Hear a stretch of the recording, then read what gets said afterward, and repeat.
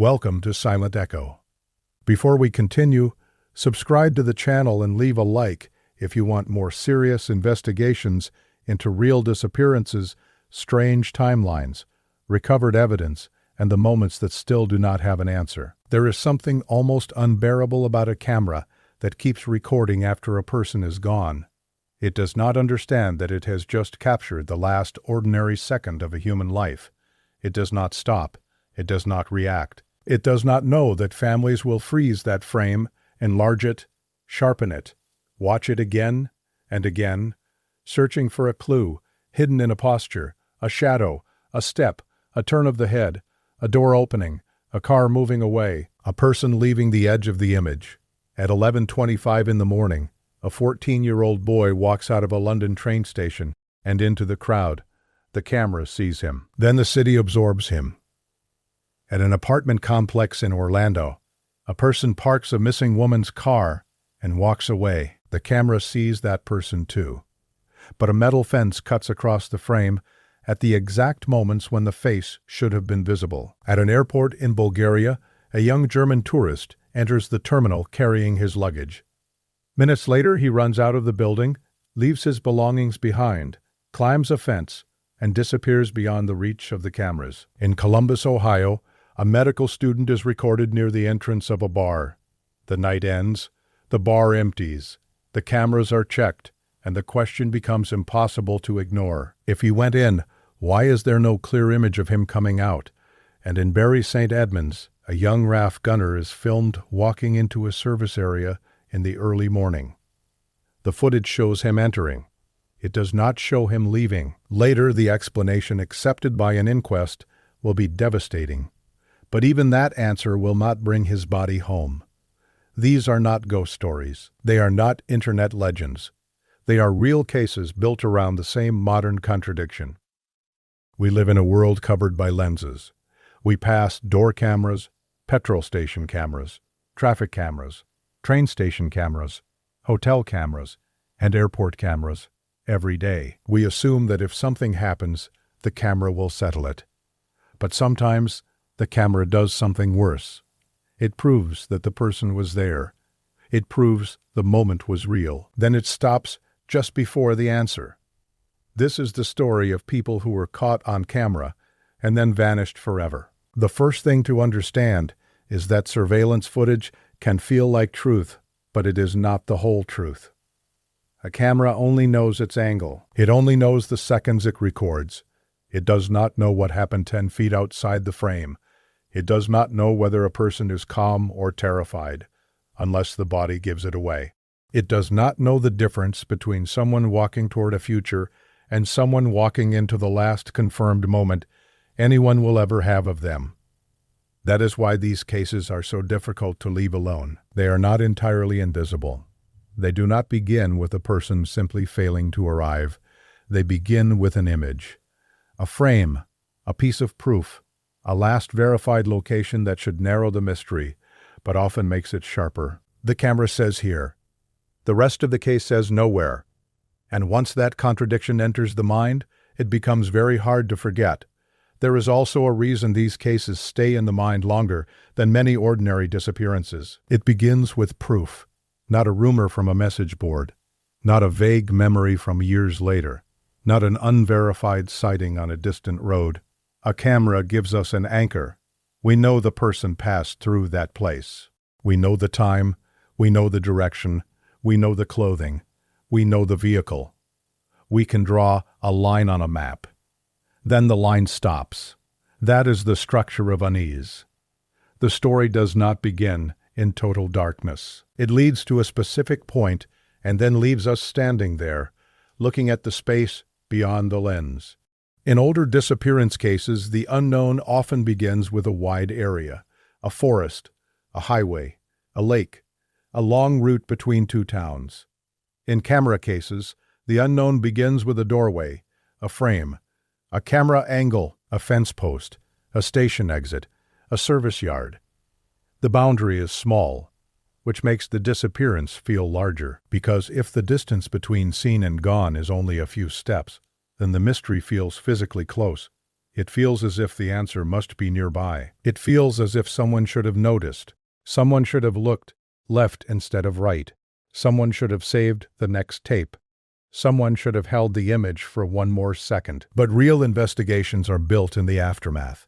They do not get to rewind the world itself. They get footage, statements, pings, receipts, vehicle records, witness memories, search maps, partial data, and time. Time is always the enemy. The longer it takes to realize a person is missing, the more the ordinary world erases itself. That is especially true with surveillance. Many systems are not designed to preserve history forever. They are designed for routine security, for days or weeks of storage, for incidents recognized quickly. If no one knows a particular person in a particular frame matters, the frame can disappear before the case even has a name. So when footage survives, it can seem like a miracle. But it can also become the last surviving fragment of a life before the break. Our first case begins in Orlando, Florida, with a young woman who should have been starting an ordinary workday. Jennifer Joyce Kesse was 24 years old when she disappeared in January of 2006. She lived in Orlando and worked for Westgate Resorts in Oco. By all public accounts, she was responsible, close to her family, focused on her career, and careful in her routines. That detail matters because many missing person cases are first misunderstood as delayed communication, a change of plans, a private decision, or a simple gap in someone's schedule. In Jennifer's case, the missed workday was not normal. She did not arrive at work. She did not answer calls. Her family could not reach her. That absence was immediately wrong to the people who knew her. When relatives went to her condominium, the scene did not give them the answer they needed. Public summaries of the case describe missing personal items, including phones, keys, identification, and purse. There was no simple sign that Jennifer had decided to leave everything behind and start again. There was no confirmed message from her explaining a sudden trip, no reliable sighting of her beginning a new life, no ordinary explanation that matched the person her family knew. The most important physical object was her car. Jennifer drove a black 2004 Chevrolet Malibu. If she had left for work that morning, that vehicle should have been part of the timeline. It should have been at her complex, or at work, or somewhere along a traceable route. Instead, 2 days later, the car was found parked at another apartment complex, roughly a mile from her condo. At first, the discovery of the car might have felt like a break.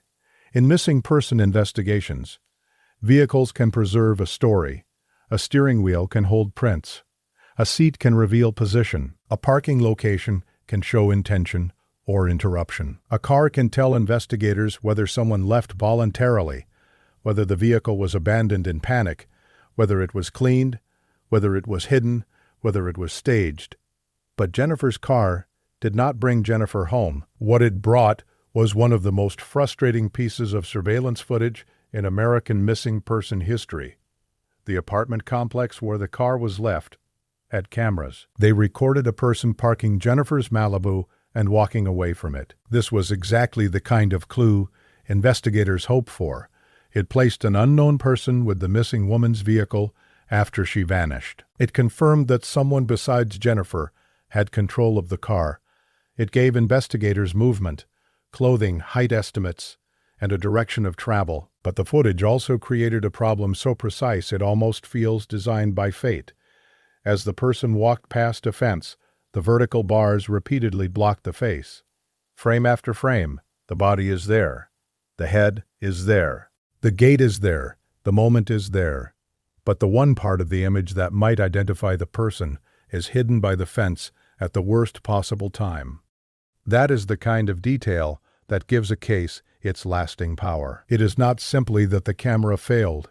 It almost succeeded.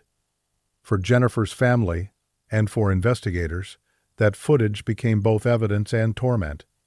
It is proof that someone out there had knowledge of what happened. It is proof that a person moved her car. It is proof that the disappearance did not remain entirely unseen. But it does not provide the name. A weak mystery gives the mind nothing to hold. A strong one gives it one thing it cannot let go of. In Jennifer Kesse's case, that thing is the walking figure beside the fence. The figure appears ordinary in the most disturbing way. Not running, not visibly frantic, not dragging attention, just walking away after leaving a missing woman's car behind. That calmness is one reason the footage has stayed in public memory. There is no cinematic chase, no obvious confession in body language, no clean look into the camera. The person does not perform guilt for the camera. They simply exit. And that is often how real cases feel. They do not announce themselves as mysteries while they are happening. They are quiet until afterward. When you watch footage like that, the mind begins to add what the camera cannot show. Did the person know the camera was there? Did they choose that complex because it was close enough to leave the car, but far enough to separate it from Jennifer's home? Did they walk to another vehicle? Did someone else wait nearby? Did they return to a workplace, an apartment, a construction site, a room where nobody realized that a national mystery had just passed through their morning? Those questions are powerful, but they are not proof. That is the line SilentEcho will always keep. The footage can support certain conclusions. It cannot answer everything by itself. What we can say is that the person on camera is central because they were connected to the car after Jennifer disappeared. The FBI summary states that surveillance footage shows a person of interest walking away from Jennifer's Chevy Malibu after parking it at an apartment complex about 1 mile from her condo. That is not rumor. That is the documented core. Everything beyond that must be handled carefully. Jennifer's condominium complex was undergoing work around that time, and public reporting has long discussed the presence of workers in and around the property. There have been theories about whether she encountered someone as she left for work, whether she was taken near her car, whether someone observed her routine, whether she was targeted because she was alone and predictable. These theories exist because they try to explain the most basic gap in the case. How does a young woman disappear between home and work in daylight, in a city, with no confirmed sighting of her afterward? But a theory is not the same as an answer. The responsible version of the case stays close to what is known. Jennifer was reported missing. After she did not show up for work, she has had no contact with family or friends since. Her car was found away from her home. Surveillance recorded a person of interest leaving that car. The identity of that person remains unknown. That is enough to be chilling. The setting matters, because Orlando in 2006 was not a place where the public imagined a young professional woman could vanish between a condominium and a workday without leaving a clearer trail. Her home was not a remote cabin. Her destination was not a dangerous wilderness. The basic geography of the case was ordinary, and that ordinariness is part of the fear. A morning commute is one of the most repeated rituals in modern life. People walk to cars without thinking about it. They lock doors. They carry bags. They check phones. They pass neighbors, workers, strangers, delivery vehicles, construction noise, and apartment gates. Most mornings disappear into memory because nothing happens. Jennifer's morning did not become memorable until she was missing. That is why investigators and the public have always returned to the small area between her home, her car, and the route she should have taken. If something happened before she drove away, then the danger came very close to home. If something happened after she began driving, then the car's later recovery becomes the clue. If someone else moved the car, then the person on the footage becomes one of the most important unknown figures in the entire case. In many disappearances, the strongest artifact is what is left behind. A phone on a kitchen counter, a purse in a vehicle, shoes near water, a backpack in a field. In Jennifer's case, the car itself becomes the artifact. It is large. It is traceable. It is difficult to hide. It should be a burden to whoever took it. Yet it was returned to public space, placed in another apartment complex, and abandoned in a way that produced footage, but not identification. That decision, if it was a decision, is deeply strange. Why move the car only about a mile? Why leave it where cameras existed? Was the person careless? Did they not know about the cameras? Did they think the disguise, the distance, the timing, the fence, and the normality of their walk would be enough? Or was there no careful plan at all, only a hurried attempt to put distance between Jennifer's home and the vehicle? Each possibility changes the feel of the case, but none of them restores Jennifer. The more you study the footage, the more the fence becomes a symbol for the entire investigation. It is not a wall hiding everything. It is a partial obstruction. You see enough to know there is a person. You do not see enough to know who. That is the unbearable middle state of many cold cases. Not ignorance, near knowledge. The footage also changes the emotional shape of the case. Without it, Jennifer's disappearance would still be devastating, but it might feel like a blank wall. With it, the case has a human outline. Someone was there. Someone carried a piece of the answer into the open. Someone moved through the frame and disappeared back into ordinary life. The fence is the cruel detail. It reminds us that technology does not always fail completely. Sometimes it fails by inches. A camera mounted a little higher might have shown the face. A person walking a few inches slower might have been visible between the bars. A clearer lens, a different frame rate, one extra angle, one better exposure, and the entire investigation might have shifted. But real evidence does not arrange itself for closure. It arrives damaged, partial, badly timed, and silent. That silence is what Jennifer's family has lived with for years. There have been renewed appeals. There have been public efforts to improve or reinterpret the footage. There have been discussions about whether modern enhancement or artificial intelligence could reveal details that older analysis could not. But hope and caution have to exist together. Enhancement can sharpen an image, but it cannot responsibly invent certainty where the source does not contain it. In a case like this, one false confidence can do harm. The deeper issue is that the footage does not show Jennifer. It shows the person after. That is why her case belongs in this pattern. She is not on the final public frame in the way some of the others are. Instead, the camera captured the shadow of her disappearance, the movement of someone who may have been directly connected to it, the strange aftermath, the handoff between a missing woman and a mystery that the public would study for decades. In stories like this, there is a temptation to exaggerate this kind of evidence, to say the camera caught the killer, to say the fence hid the truth, to make every frame sound like a solved case waiting for one magical zoom. But that is not honest. The camera caught a person of interest. The fence obscured what investigators and the public most wanted to see. The missing woman's vehicle was found. Jennifer was not. That is the horror of the case without decoration. And when you strip it down to those elements, it becomes even stronger. A young woman leaves the known world. Her car reappears. A stranger walks away from it. The camera almost gives us a face. Almost. From Orlando, the pattern moves across the Atlantic to a city where cameras are everywhere, where millions of people pass through transport systems every day, and where one boy walked into the crowd with a bag over his shoulder. Andrew's case is different because the camera shows the missing person himself, not someone connected to the aftermath. That changes the emotional pressure. There is no unknown adult walking away from his property in the final confirmed image. There is Andrew, a child on a journey that no one around him understood.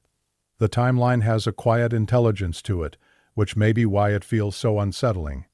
He did not simply bolt in panic. He appears to have created space in the morning. He waited. He returned home. He changed clothes. He gathered items. He took money. He bought a ticket. He boarded a specific train. The movements look purposeful. But purposeful does not mean safe. And purposeful does not mean the purpose was known to anyone else. That is one of the hardest parts of adolescent missing person cases. A young person can have a private logic that seems coherent in the moment and dangerous in hindsight. They can believe they are in control while lacking the experience to understand who might exploit them, where a city can turn unsafe, how quickly a plan can collapse, or how frightened their family will be when they do not return. Andrew's journey to London is not mysterious, because no one can imagine a teenager wanting to go to London.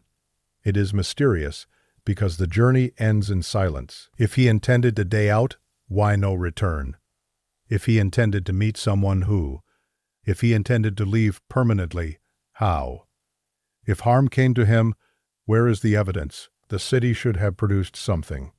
A ticket barrier record, a shop camera, a bus camera, a witness who remembered him, a confirmed sighting, a later use of money, a contact, a body, a mistake. Instead, the official public record still rests on the final exit from King's Cross. The phrase "no confirmed sightings" is small, but in a case like this it carries years of searching. It means that every claimed sighting has either failed to verify or remained insufficient. It means hope has been repeatedly offered and withdrawn. It means the last solid ground is still the station camera. The fact that Andrew was 14 sharpens every part of the story. Adults can vanish and leave investigators arguing over choice, debt, secrets, relationships, mental health, crime, or reinvention. With a child, the moral atmosphere changes. The world was responsible for him in a different way. Every adult system he passed through becomes part of the question. The station sold him a ticket. The train carried him. The camera recorded him. The city received him. Then nobody brought him back. Andrew Gosden was 14 years old when he disappeared on Friday, September 14th, 2007. He lived in Balby, Doncaster, with his parents and sister. Public police appeals describe him as academically gifted, particularly in mathematics, and as a student with an outstanding attendance record. That matters because the morning of his disappearance began with a routine that looked normal from the outside. He dressed for school. He said goodbye. He set off as if the day would proceed like every other school day. But Andrew did not go to school. According to the South Yorkshire Police Appeal, instead of taking his usual route, he waited in nearby Westfield Park. A family friend later recalled seeing him there at around 8:20 in the morning, sitting alone on a bench.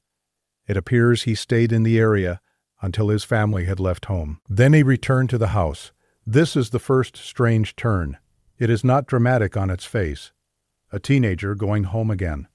A teenager changing his plans. But in hindsight, it becomes one of those ordinary movements that opens a hole in the day.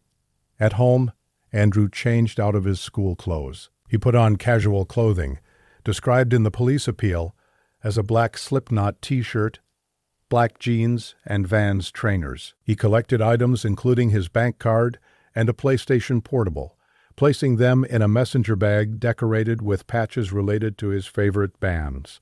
He took the PSP. He left the charger. That small detail has haunted discussions of the case because it seems to sit between two possibilities. If Andrew planned a long absence, why leave the charger? If he planned only a short trip, why buy a one-way ticket? But again, a detail is not a verdict. Teenagers do not always pack with adult logic. A missing charger does not solve intent. A one-way ticket does not prove he expected never to return. What we know is that after he left the house again, CCTV captured him walking alone in the direction of Doncaster railway station. The day now becomes a trail of verified moments. At 9:08, Andrew withdrew £200 from an ATM, effectively emptying his bank account. At 9:22, he arrived at Doncaster railway station and bought a ticket to London. The ticket vendor later recalled telling him he could buy a return ticket for less than £1 extra. Andrew declined and bought a single ticket. At 9:36, he traveled on the train to London King's Cross. Another passenger later recalled him sitting alone, playing on his PSP during the journey. At 11:20, the train arrived at King's Cross. At 11:25, Andrew exited the station and left the camera view. Since then, according to the police appeal, there have been no confirmed sightings of him. That last sentence is where the case becomes enormous. Because King's Cross is not a remote mountain path, it is not a forest track, it is not a lonely road in bad weather. It is one of the busiest transport environments in the United Kingdom. People arrive, people leave, cameras cover platforms, concourses, entrances, exits, shops, streets, and buses. A person can be anonymous in a city, but they are rarely invisible. Yet Andrew's final confirmed moment is a few seconds of a 14-year-old boy leaving a station. The camera does not show panic. It does not show force. It does not show someone grabbing him. It does not show a clear meeting with another person. It shows a boy moving through a public place. Then nothing confirmed after that. This is why Andrew's disappearance is one of the most haunting camera cases in modern Britain. The footage is not violent. It is not spectacular. It is not visually shocking. Its power comes from normality. He looks like a young person arriving in London. That is all. And sometimes that is worse than a dramatic, final image. Because when the last frame looks ordinary, the mind has to build the danger from absence. Why did he go to London? Did he intend to meet someone? Was he going to an event? Was he trying to spend a day alone? Was there a reason he wanted to leave Doncaster temporarily? Was he groomed? Was he harmed soon after arrival? Did he move through London for hours without being recognized? Did someone see him and later forget? Did crucial footage get overwritten before anyone knew exactly what to request? Each theory explains one part and fails against another. The voluntary day trip theory explains the clothing, the PSP, the train journey, and the fact that he did not appear visibly distressed. It allows for a teenager making a private decision without fully understanding the risk, but it struggles with the lack of confirmed sightings afterward, and the fact that he never returned. The planned meeting theory explains the one-way ticket and the direct travel to London, especially if Andrew expected someone else to arrange the return or onward journey. But it requires a person or communication route that has never been publicly confirmed. The grooming or exploitation theory accounts for the possibility that a young person could be drawn into danger without obvious force in the station footage, but public information has never produced the definitive link that would turn that possibility into a known fact. The accidental harm theory is always considered in missing person cases, but it struggles in a city environment, unless the accident occurred in a place where discovery was unlikely, or the body was moved or missed. The intentional disappearance theory is often raised in long-term missing cases, but Andrew was 14. The logistics of successfully vanishing at that age, without later confirmed contact, without leaving a clear digital or financial trail, are severe. That is the difficult balance. None of the possibilities can be dismissed lightly. None of them have solved the case. Andrew's family and police have continued to appeal for information. The South Yorkshire Police appeal emphasizes features that may still help identify him, including the distinctive double ridge on his right ear, deafness in his left ear, and poor eyesight requiring strong glasses or contact lenses. That appeal is not built on internet speculation. It is built on the hope that someone, somewhere, knows a person whose life history has a gap. There is a phrase in the official appeal that carries the emotional weight of the case. It asks whether someone in your life, your street, or your community might be Andrew. That question turns the disappearance outward. It asks the public to look not only at old footage, but at the present. It asks whether the boy in the frame could have become an adult no one recognized. It asks whether a person can leave one camera angle and remain hidden for years in plain sight, or whether the last frame truly was the beginning of an ending that no one witnessed. Andrew's case is essential here because it reveals the weakness of the camera in crowded places.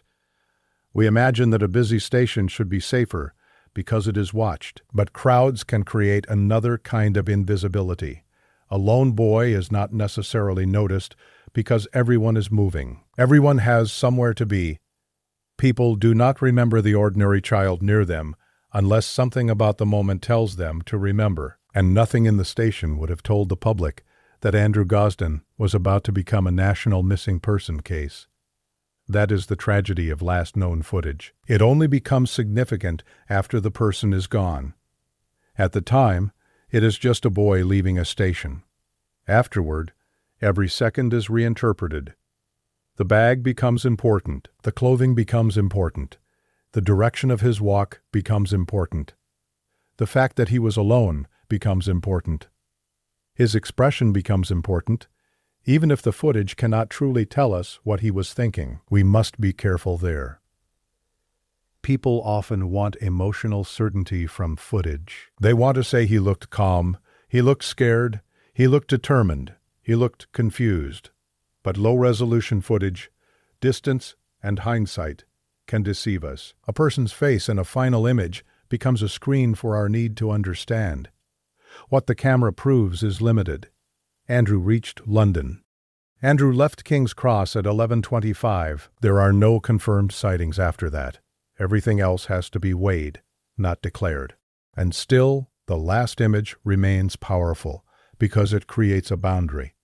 On one side is the known boy from Doncaster, the son, the brother, the student, the teenager with a messenger bag and a PSP. On the other side is silence. The line between them is a station exit. That is how many camera vanishings work. They turn architecture into a threshold, a doorway, a gate, a corridor, an escalator, a service road, a fence.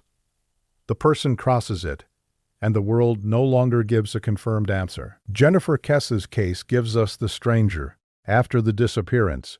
Andrew Gosden's case gives us the missing person at the edge of the crowd. The next case gives us something even more disturbing, because the camera does not just show a person leaving, it shows a person running. Lars Mittank's case requires a different kind of restraint because the footage itself is so dramatic that it invites overstatement. A man running from an airport is immediately cinematic. It feels like a chase, even when no pursuer is visible.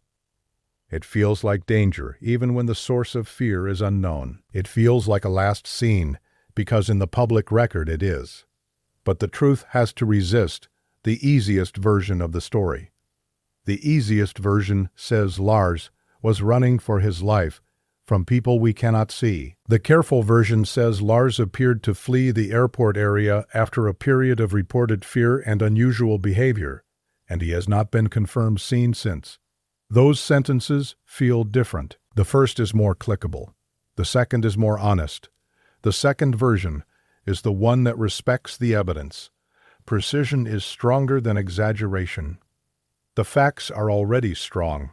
A young man abroad, an injury before the return flight, friends leaving as planned while he remains behind, calls to his mother expressing fear. Airport footage showing a sudden exit. Belongings left behind, movement toward open ground. No confirmed resolution. You do not need to invent a conspiracy to make that frightening. The medical context is especially important. A person who suffers injury, stress, sleep disruption, and intense fear can behave in ways that look incomprehensible from the outside. That does not mean we can diagnose Lars from footage. It does not mean we can dismiss his fear as imaginary. It means the footage does not contain enough information to prove why he ran. That uncertainty is the real mystery. The camera gives us his body in motion. It does not give us his mind. Lars Mittank was 28 years old when he vanished near Varna Airport in Bulgaria in July of 2014. His case is often described online as one of the most famous missing person clips in the world. That Desterian can make the disappearance feel like internet folklore. But beneath the viral footage is a real man, a real family, and a series of events that remain unresolved. Lars had traveled from Germany to Bulgaria with friends for a holiday in the Varna area. Public summaries, including German official appeal information and later reporting, placed the trip at the end of June and beginning of July 2014. For most of the trip, his friends described nothing that suggested the case would end the way it did. They were tourists at a seaside resort. They relaxed, went out, spent time together, and prepared to return home. Then the final days changed everything. Lars was reportedly involved in an altercation and suffered an injury around the ear or jaw area. Because of concerns related to flying, he did not return home with his friends on the original flight. He remained in Bulgaria alone, planning to get medical clearance and travel after them. That decision is the point where the case begins to tighten.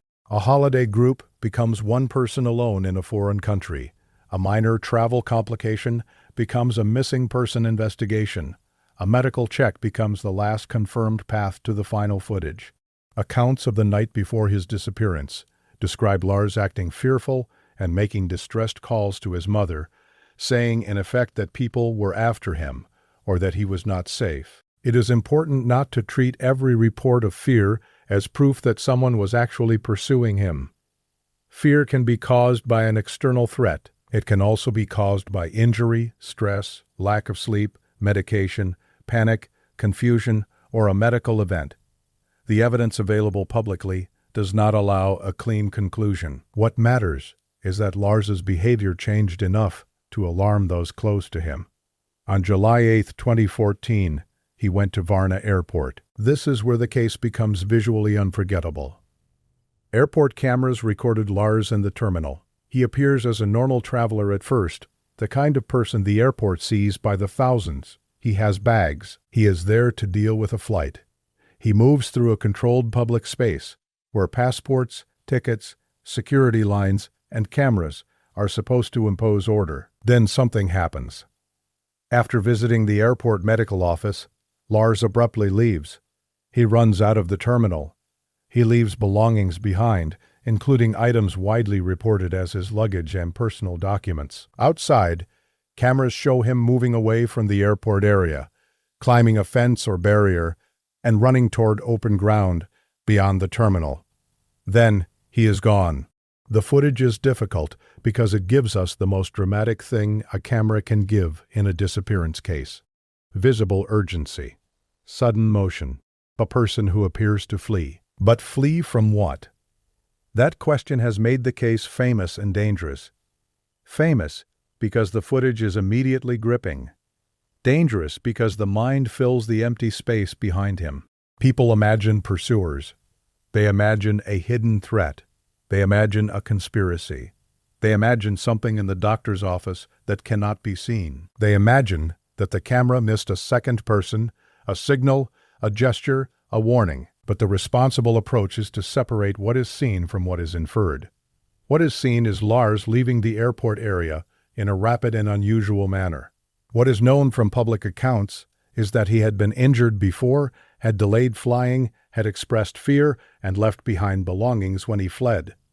What is not proven is the exact cause of his fear. This distinction matters because Lars's case is one of the clearest examples of how viral footage can distort a missing person investigation. Once a clip circulates online, it stops being only evidence. It becomes a symbol. It becomes content. It becomes a puzzle that millions of people feel invited to solve in comments, edits, and theories. But a missing person is not a riddle placed online for entertainment. He is someone whose final known movements were frightening, confused, and unresolved. The power of the Lars Mittank footage is that it places us inside the moment and still denies us the context. We see the running, we do not see the trigger. We see the exit, we do not see the destination. We see the direction he takes. We do not know whether he kept running, hid nearby, met someone, suffered an accident, became disoriented, or found a way into another life. Every possibility has limits. A medical or psychological crisis could explain fear, flight, and abandoned belongings. It could explain why a person might run from help rather than toward it. But it does not tell us why no confirmed trace of him was found afterward. A foul play theory can seem attractive because Lars himself reportedly feared someone was after him. But public evidence has not proven that an organized threat existed, and no confirmed pursuer is visible in the final airport footage. A voluntary disappearance theory struggles with the abandoned passport, phone, wallet, and the sudden panic suggested by the footage. People who plan to vanish usually preserve tools of movement. Lars left behind the things that make movement easier. An accident after leaving the airport is possible, especially if he entered rough ground in a distressed state. But the lack of confirmed discovery keeps the question open. There is no clean ending. The camera in this case is more emotionally intense than in Andrew Gosden's because Lars appears to be in motion against something. But that intensity can mislead. A person can run from a real threat.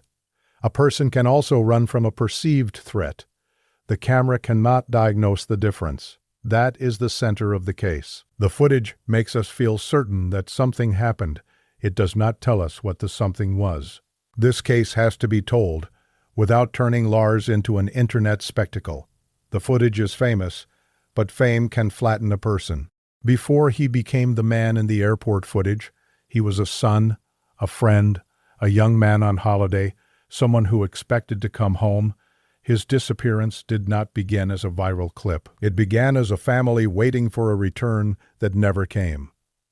The most chilling part is not only that he ran, it is that he ran out of one of the most monitored spaces in modern life and still disappeared. An airport is built around identification. It asks who you are. It checks documents. It organizes movement. It separates allowed routes from restricted routes. It is full of staff, screens, cameras, and procedures. And yet, a man in distress can move through it, out of it, and beyond it, leaving behind a footage that millions will watch without being able to change the outcome. That contradiction is why Lars belongs in this pattern. Jennifer's case says a camera can capture a person of interest and still lose the face. Andrew's case says a camera can show a child entering a city and still lose the path. Lars's case says a camera can show the emergency itself and still lose the reason. The next case returns us to the United States, to a place that should have been enclosed, crowded, and simple to reconstruct. A bar, a night out, a camera near the entrance, a man seen going in and not clearly seen leaving. Brian Shaffer's disappearance is one of the clearest examples of how a location can become a legend. The phrase "he walked into a bar and was never seen again" has the shape of folklore. It is simple. It is repeatable. It feels impossible. But behind it is a real missing person case with all the messy limits that simplified retellings often erase. The bar was not a magical sealed chamber. The camera coverage was not omniscient. People inside were drinking, moving, talking, leaving, returning, separating. The area around the bar was part of a larger commercial complex. There were service routes and spaces that may not have been covered in the clean way person watchings imagine. Still, the case remains powerful because the expectation of visibility was so high. If a person is last seen outside or near the entrance of a busy bar shortly before closing, there are only so many ordinary outcomes. He leaves with friends. He leaves alone. He goes home. He calls someone. He gets a ride. He is seen on a sidewalk. He turns up the next morning. Or if something happens, the scene produces witnesses, noise, evidence, a body, a suspect. Brian's case did not produce the expected next step. That is why it has held public attention for so long. The missing exit is not a supernatural problem. It is an investigative and human problem.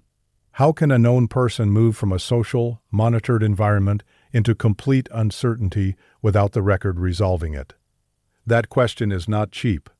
It is genuinely disturbing. Brian Shaffer was 27 years old when he vanished in Columbus, Ohio, in the early morning hours of April 1st, 2006. He was a medical student at Ohio State University. He had a life filled with pressure, ambition, and personal grief. His mother had died not long before. He was studying hard. Spring break was beginning. Like many students at the edge of exhaustion, he went out with friends. The location that would become central to the case was the Ugly Tuna Saloon, a bar near the Ohio State campus in the South Campus Gateway area. The story of Brian Shaffer has a simple surface, which is part of why it has lasted so long. A man walks into a bar. He is caught on camera. The bar closes. He is never seen again. That sounds like an urban legend until you look at the documented missing person record and the long public history of the investigation. The Ohio Attorney General's missing person listing states that Brian was last seen at approximately 2 o'clock in the morning at a bar near the Ohio State University campus in Columbus. Public reporting and summaries of the case describe surveillance footage placing him near the bar entrance, shortly before closing. The unresolved question is not whether Brian existed in the area that night. He did. The question is how the visible record failed to show a clear exit that would explain where he went. In many versions of the case, the security footage becomes almost mythical.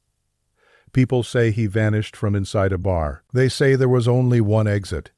They say cameras covered every way out. Some of those statements become simplified in retellings.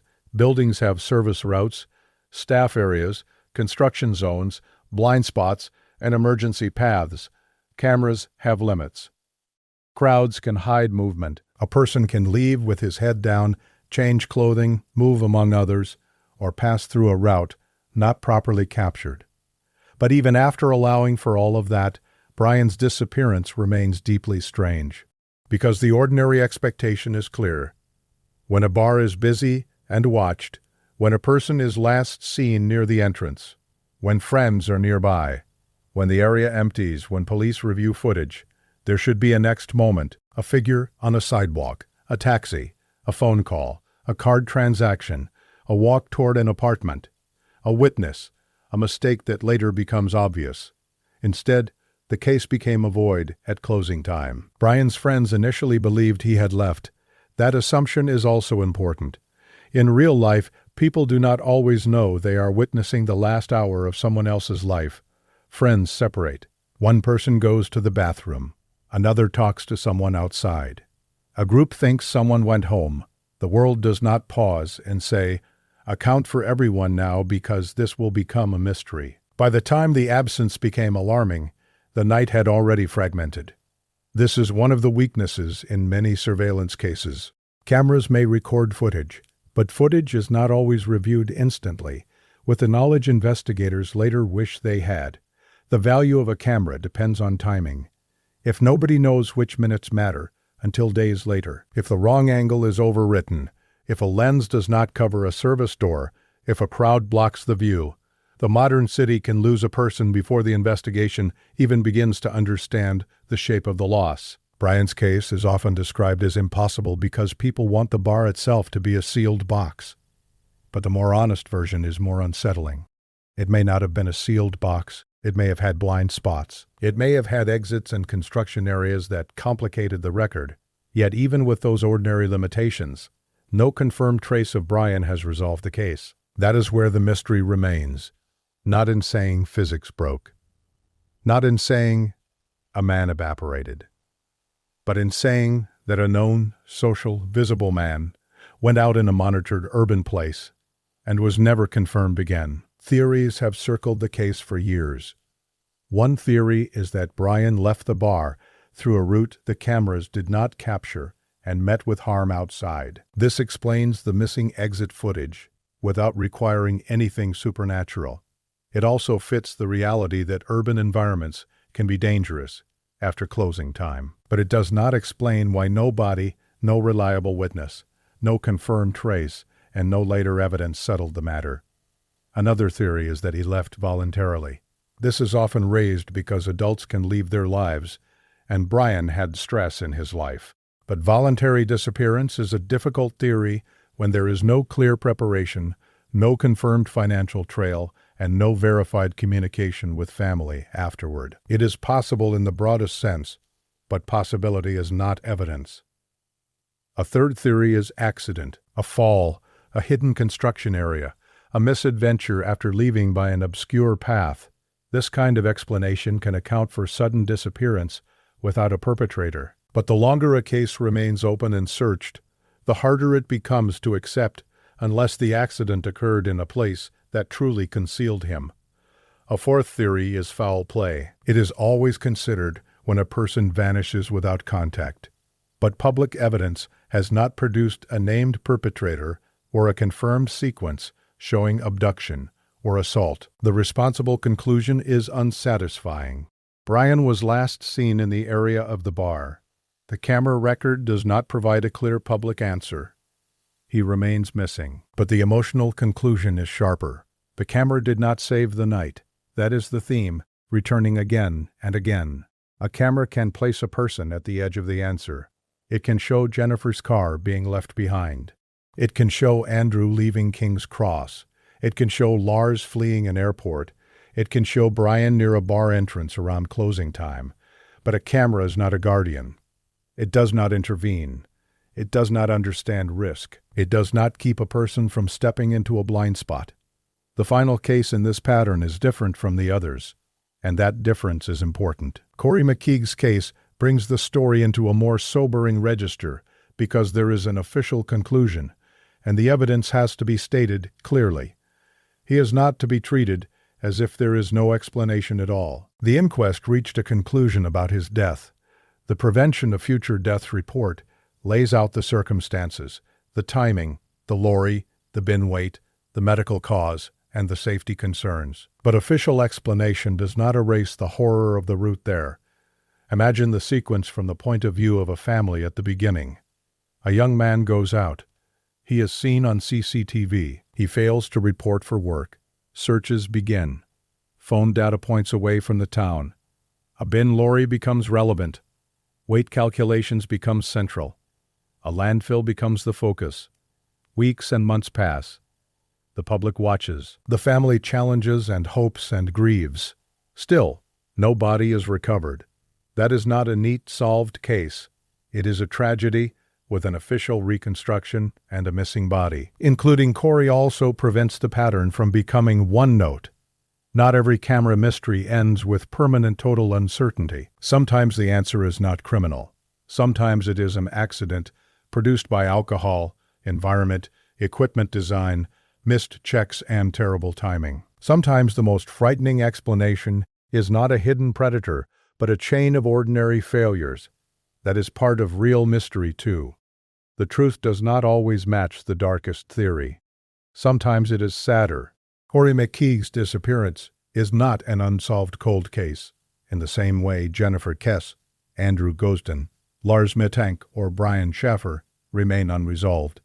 In 2022, an inquest concluded that Corrie died in Bury St. Edmunds on September 24, 2016, as a result of compression asphyxia in association with multiple injuries while in the back of a refuse lorry. The official conclusion identified alcohol-impaired judgment, climbing into a large commercial waste bin, ineffective bin locks, and failures connected to bin searching and visibility as contributing factors. So why include Corrie in a story about camera vanishings?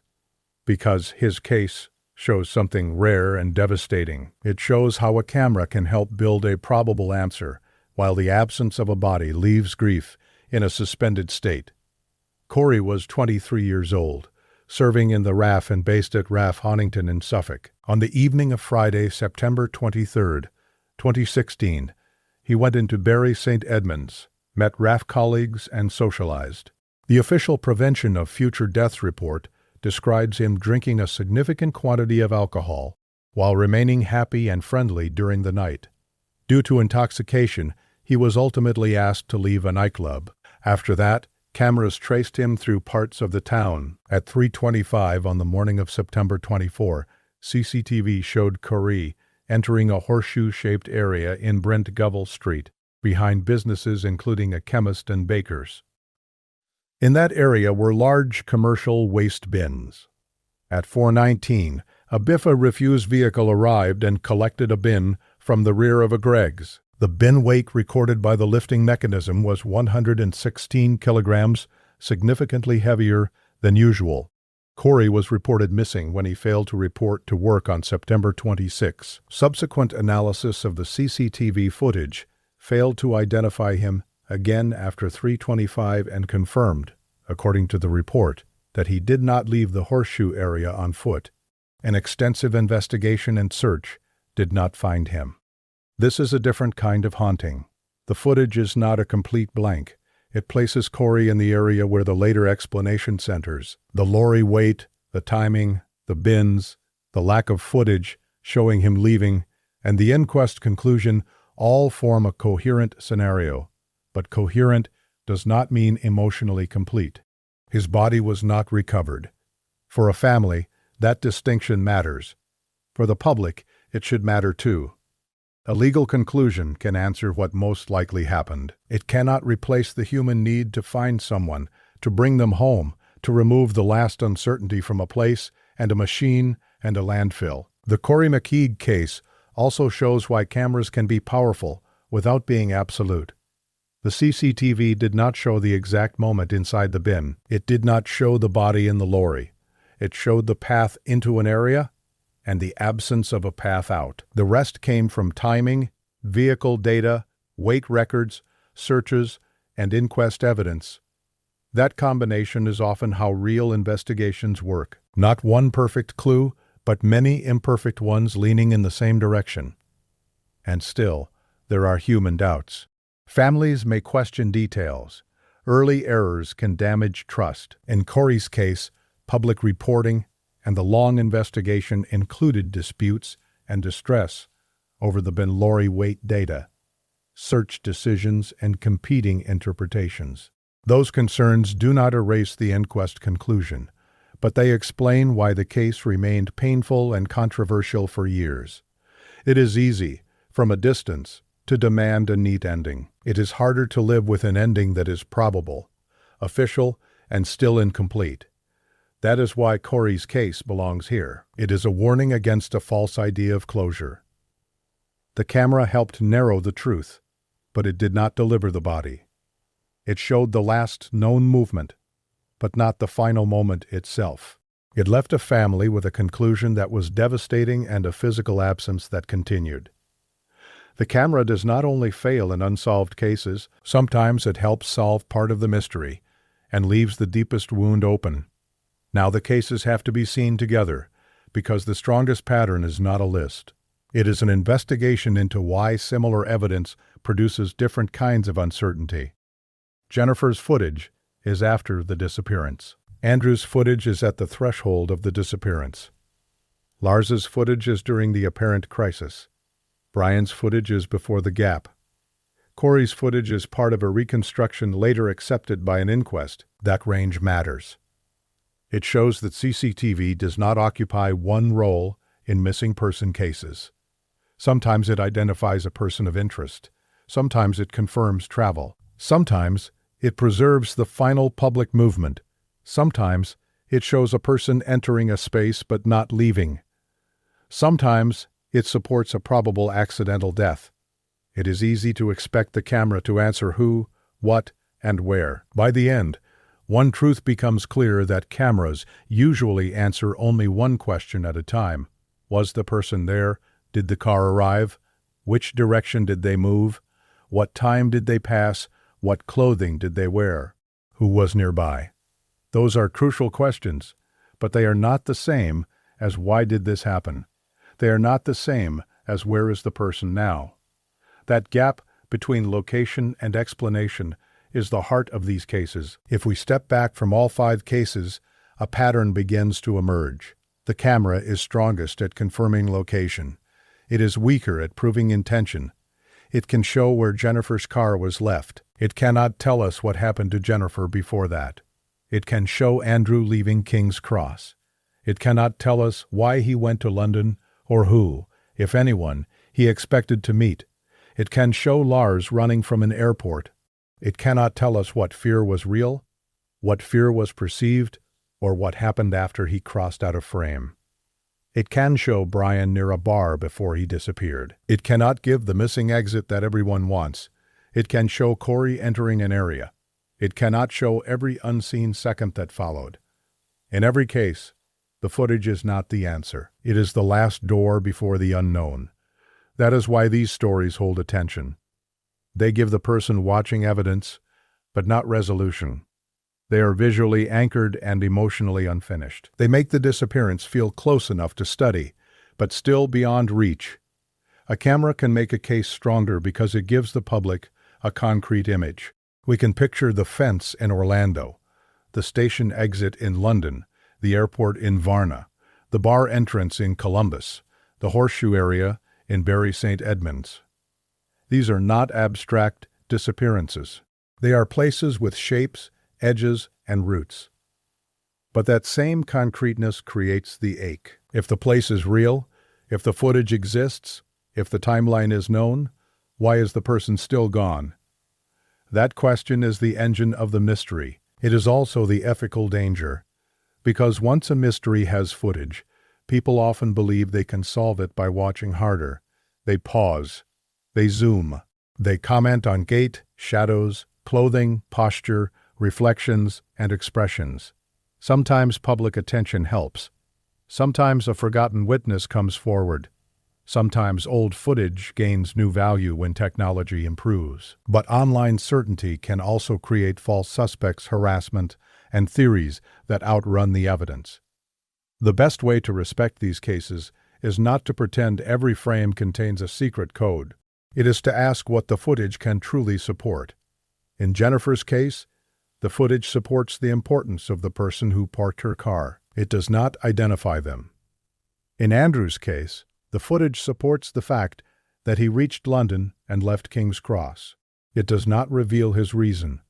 In Lars's case, the footage supports that he fled the airport area in distress or urgency. It does not prove the cause.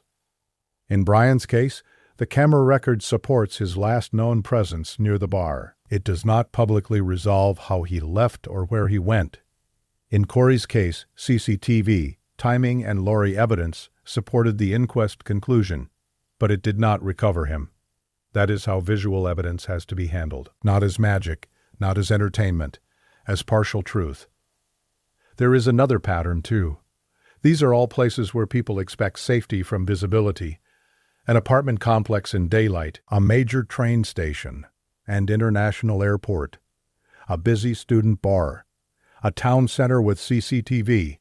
None of these are the wilderness. None are empty deserts or remote national parks. They are watched environments. That is what makes them frightening in a modern way.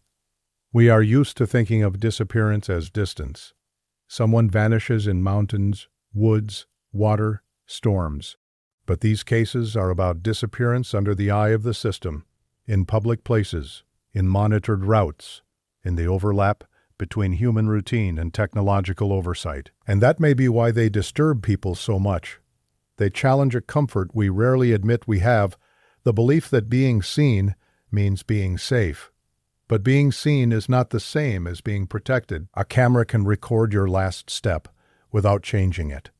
It can preserve the image after every chance to help has passed. For the families, the footage becomes something almost impossible to relate to. It is precious because it is close to the missing person. It is cruel because it never changes. Jennifer's family can look at the footage of the person by the car.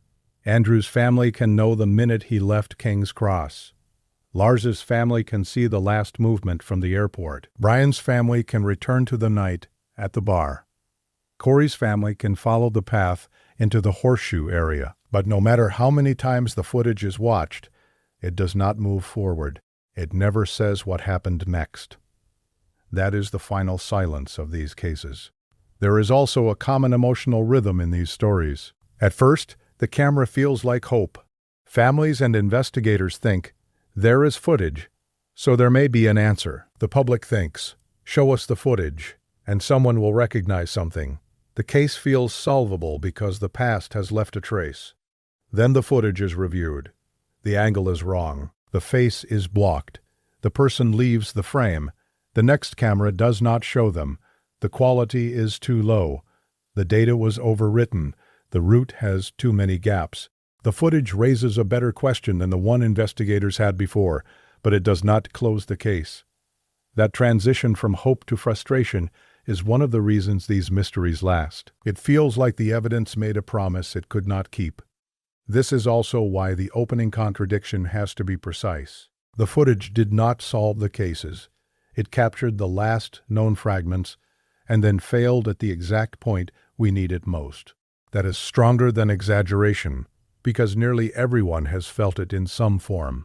A loading footage, a blurred face, a camera pointing just slightly the wrong way, a door opening outside the frame. The modern world records so much that failure feels personal when it happens. In these cases, the failure is not technical inconvenience. It is the difference between a family knowing and not knowing. One more point has to be made before the ending, because it is where many mystery stories become irresponsible. Unresolved does not mean impossible. A case can remain unsolved for ordinary reasons. Delayed reporting, lost footage, human error, poor camera coverage, a perpetrator who got lucky, a victim who moved into an unwatched area, an accident in a place hard to search, a body that was not found, a witness who did not realize what they saw, a person who appeared ordinary in their final confirmed moment. The word impossible should be used carefully. The strongest mysteries are not strong because they break reality. They are strong because reality leaves enough gaps to hurt. Jennifer Kesse's case is not powerful because it requires an impossible event.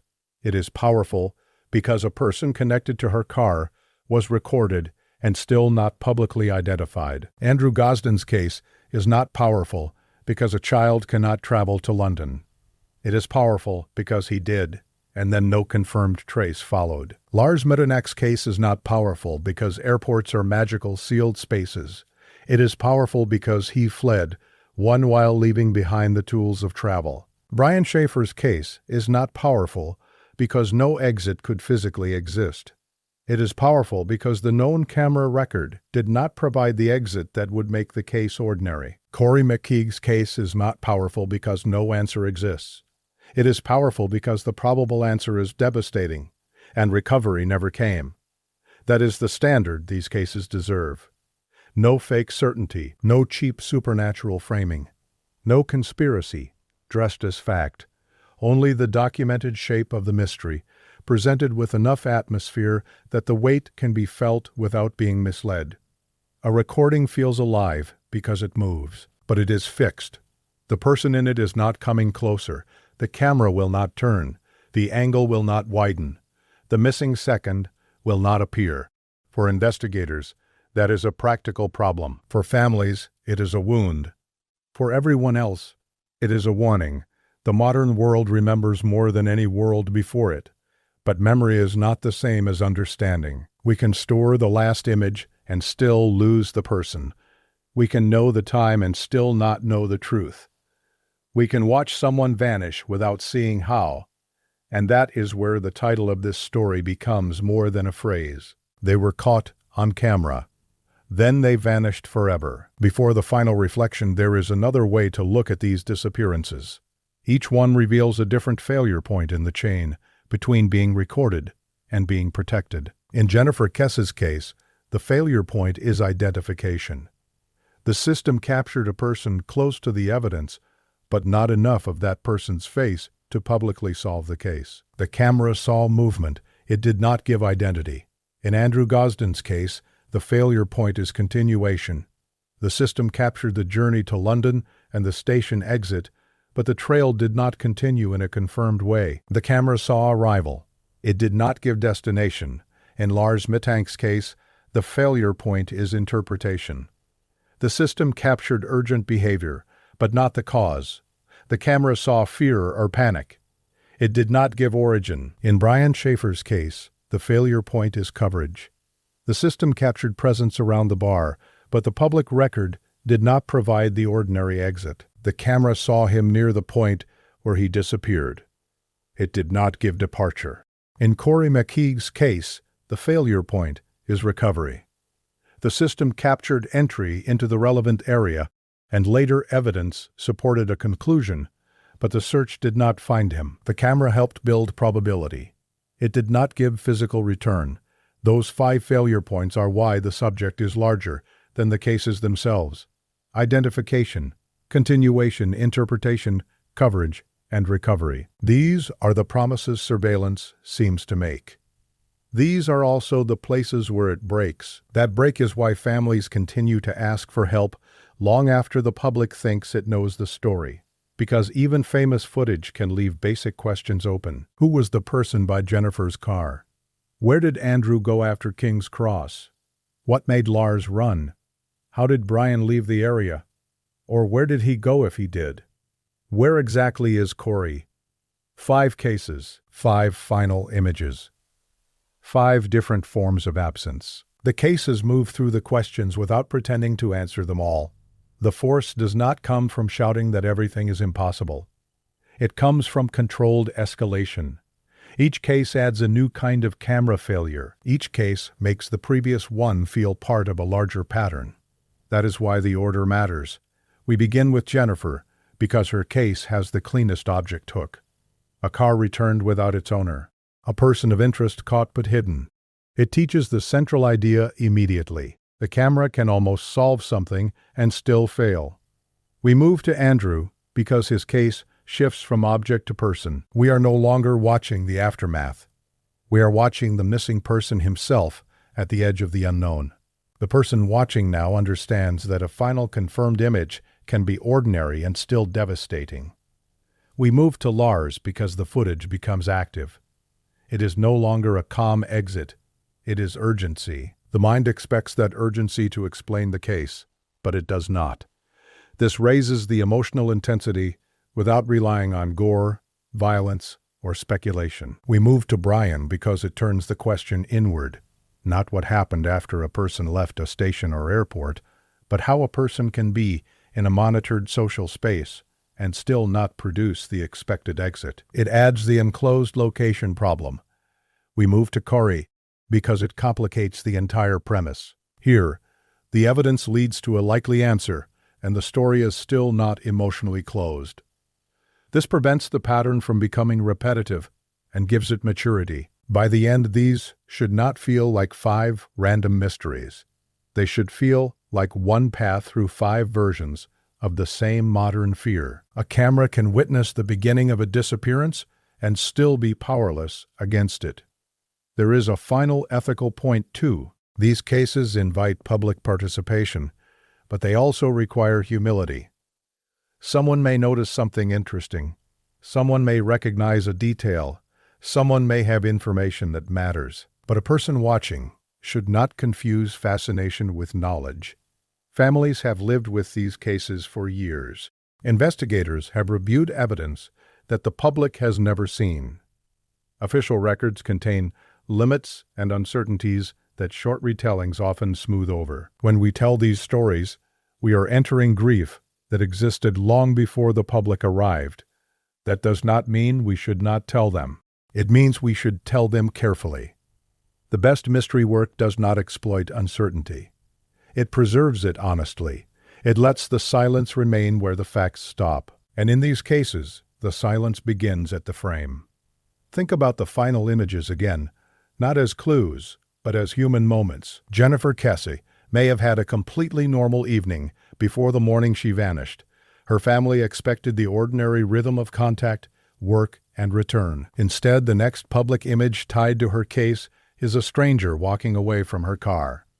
Andrew Gosden may have believed he was controlling his day, a train to London, a bag on his shoulder, a route chosen for reasons still unknown. The camera sees him leave the station, but not the thought that took him there. Lars Mittank may have been terrified, confused, injured, threatened, or overwhelmed. The camera sees the body react. It does not see the cause. Brian Shaffer may have expected to end the night like countless students before him. Music, drinks, friends, closing time, a walk home. The camera sees the last known public edge of that night, but not the ending. Corrie McKeague may have been tired, intoxicated, and looking for somewhere to rest. The camera sees him enter the area. The investigation later reconstructs the terrible probability, but a family never received the full return that recovery would have meant. That is why the phrase "vanished forever" must be used with weight. It does not mean all these cases are identical. It means that for the public record, the person left the confirmed visual world and did not come back into it in a way that restored the truth. A final frame is not a body. It is not a confession. It is not justice. It is not closure. It is a point on a timeline where certainty runs out. For some people, these cases will create a sense that the world is more dangerous than it appears. For others, they may create a different realization. That danger is not always the central point. Sometimes the central point is how fragile documentation is. A camera in the wrong place is as useless as no camera. A camera at the right place, but the wrong angle can create decades of frustration.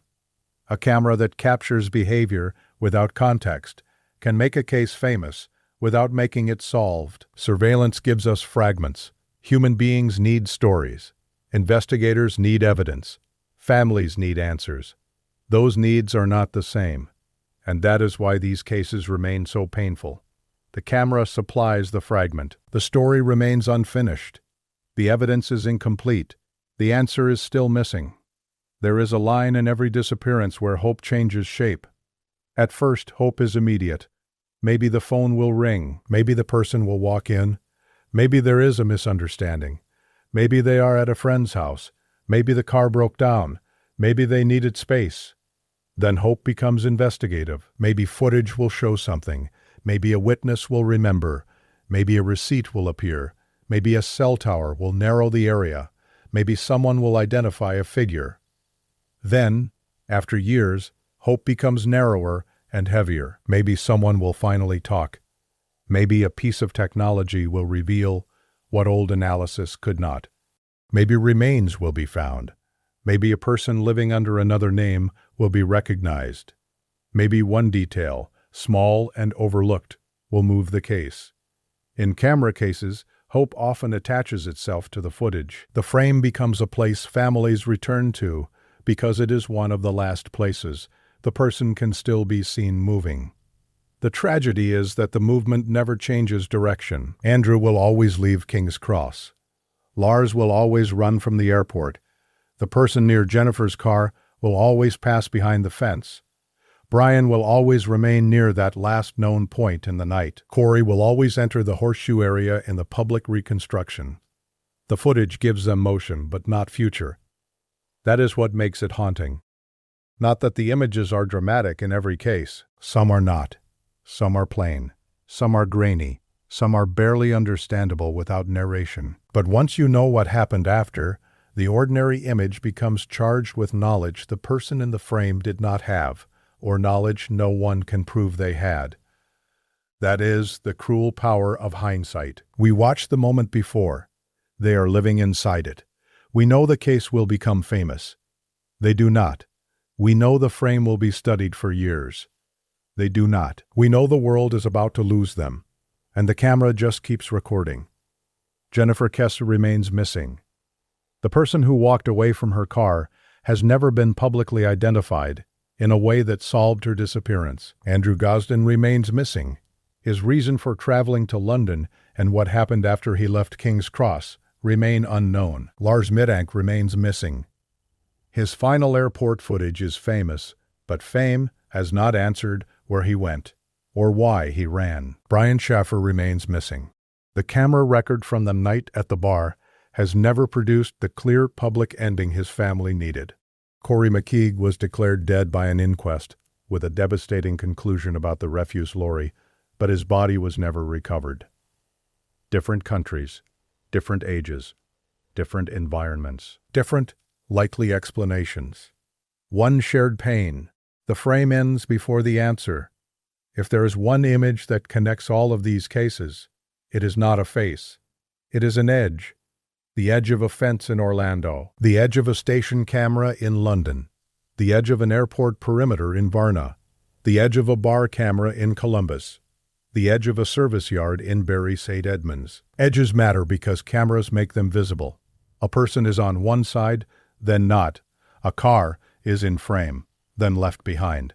A corridor contains movement, then emptiness. A doorway receives someone and does not return them. The most frightening disappearances often happen at edges, between home and work, between childhood and independence, between holiday and return flight, between night out and morning, between street and service yard. The camera watches the crossing. The mystery begins on the other side. Every case has a visual point of no return. The contradiction is immediate, and each new case deepens the same question rather than resetting the story. These are not random missing person stories. They are different versions of the same failure in different environments.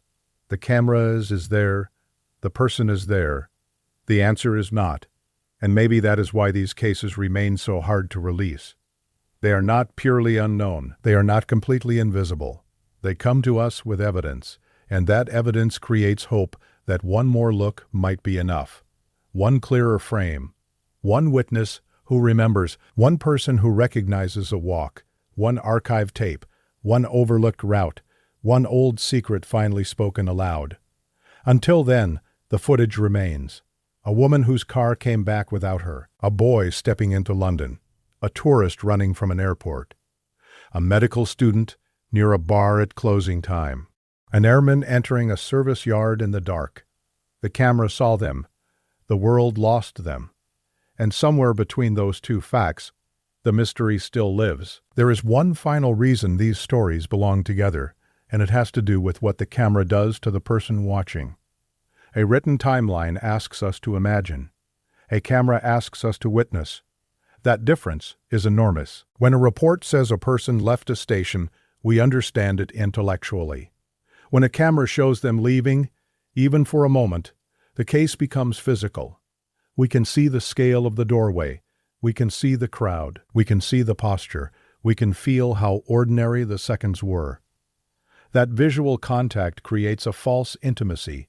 We feel closer to the person because we have seen them move, but we are not closer to the answer. Sometimes we are farther from it because the footage makes the missing context feel more painful. In Jennifer's case, person watching stare at the person by the car and feel that recognition should happen. The body is right there. The footage exists. The person was close enough to the lens to become famous, but not clear enough to be named. That is not an absence of evidence. It is evidence with its most important piece missing. In Andrew's case, person watchings watch or imagine the station exit and feel that London should not be able to swallow a child so completely. The route seems public. The time is known. The city is full, but the known trail still ends at 11:25. In Lars's case, person watching see urgency and feel that urgency must have a visible cause. It is almost physically difficult to accept that a man can run that way and the public still cannot know what he was running from. The body language demands explanation. The record does not supply one. In Brian's case, person watchings hear the shape of the story and resist it. A bar is too contained, too social, too ordinary. Someone must have seen. Some camera must have caught him. Some exit must explain it. The mind keeps trying to close the loop because an open loop at closing time feels wrong. In Corrie's case, person watchings face a different discomfort. The likely answer is not clean. It is not cinematic in the way mystery publics expect. It is industrial, accidental, mechanical, and tragic. The camera helps place him, but the recovery never happens. That is a different kind of unresolved feeling, one that does not depend on a hidden villain. Together, the cases teach a difficult lesson. A disappearance does not need darkness to become frightening. It can happen in daylight. It can happen in a station. It can happen in an airport. It can happen in a bar. It can happen in a town center. It can happen while cameras are watching. The presence of a lens does not stop the world from becoming unknowable a few feet away. That is why the title works. It is direct. It is visual. It contains the contradiction. They were caught on camera, then they vanished forever. The phrase does not say the cases are identical. It says they share the same unbearable structure. Evidence exists, but resolution does not. That structure is impossible to ignore. For a family, it is impossible to escape. Every year that passes changes the meaning of the footage. At first, it is new evidence. Then it becomes appeal material. Then it becomes archive. Then it becomes history. But for the people who love the missing, it is never only history. It is still connected to a living question. Where are they? What happened? Who knows? Why did the trail stop there? Those questions do not fade just because the footage becomes old. They become heavier. And maybe that is the most haunting part of camera evidence. It preserves youth, motion, and possibility, while the real world ages around it. Andrew remains 14 in the last confirmed image. Jennifer remains 24 in the case record, though the years have moved far beyond that morning. Lars remains 28, running from the airport. Brian remains 27, frozen near the end of a night out. Corrie remains 23, walking through Bury St. Edmunds before a conclusion no family should have to hear. The footage does not age. The families do. The searchers do. The witnesses do. The technology does. The public moves from one mystery to another. But the frame stays the same. That is why any serious retelling should end not with a dramatic claim, but with the unresolved human facts. Jennifer Kesse is still missing, and the person of interest seen leaving her car has not been publicly identified in a way that solved her case. Andrew Gosden is still missing, and the reason he traveled to London remains unknown. Lars Mittank is still missing, and the cause of his sudden flight from Varna Airport remains unresolved. Brian Shaffer is still missing, and the circumstances after his last known presence near the ugly Tuna Saluna remain unclear. Corrie McKeague was concluded by an inquest to have died in a refuse lorry, but his body was never recovered. The camera saw pieces of all of them. It did not give back what mattered most, and that is the final truth of these cases. The evidence is not absent. It is incomplete. The mystery is not built from nothing. It is built from fragments that refuse to become whole. A car parked 1 mile away, a boy at a station exit, a man running from an airport, a student near a bar, an airman entering a service yard. 5 images, 5 silences, 5 reminders that even in a watched world, people can still pass beyond the frame. And once they do, the camera can only show us where the answer stopped. There is another layer beneath these cases, and it is the way each one changes the meaning of a normal place. A parking lot is normally forgettable. It is a space between destinations. You do not study it. You do not remember every car. You do not think about the angle of a security camera mounted on a building across the way. But after Jennifer Kesse vanished, one parking lot became a permanent part of her case. The ground itself became evidence because her car was there and she was not. That parking lot asks a simple question with no simple answer. Why there? Not why Orlando. Not why that week. Why that exact place? Was it chosen because it was nearby? Was it chosen because it was anonymous? Was it chosen because the person had a route out? Was it chosen because the person believed nobody would connect the car to them? Or was it chosen with no thought at all, a quick abandonment after something had already gone terribly wrong? A serious investigation cannot answer those questions by mood. It needs evidence. But the questions remain because the location itself feels deliberate. A car is not like a wallet dropped in panic. It is large. It has to be driven. It has to be parked. Someone has to leave it and travel away from it. That means the abandonment of Jennifer's car was not only a clue, it was an action. The footage turns that action into a shape. A human figure leaves the car and walks away. That is all the camera can offer. But it is enough to make the mind follow. Where did the person go after leaving the frame? Did they turn toward another road? Did they enter another building? Did they walk to a waiting vehicle? Did they take a route they already knew? Was the clothing chosen to blend in? Was the calm walk real calmness? Or simply the absence of visible panic from a poor camera angle? The most frustrating part is that the footage seems almost designed to create obsession. If the person had never been recorded, the case would have one kind of absence. If the person had been recorded clearly, the investigation might have had a name. Instead, the evidence sits between those outcomes. It is visible and unusable in the way that matters most. That is why the case returns again and again in discussions of unsolved disappearances. It contains the perfect, terrible phrase, almost enough. Almost enough to identify someone. Almost enough to follow the car.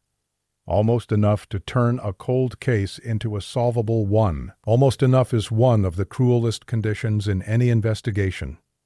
Andrew Gosden's final confirmed image creates a different kind of almost. It is not an obscured suspect. It is an incomplete route. We almost know his day. We know the morning at home. We know the clothes. We know the bank withdrawal. We know the ticket.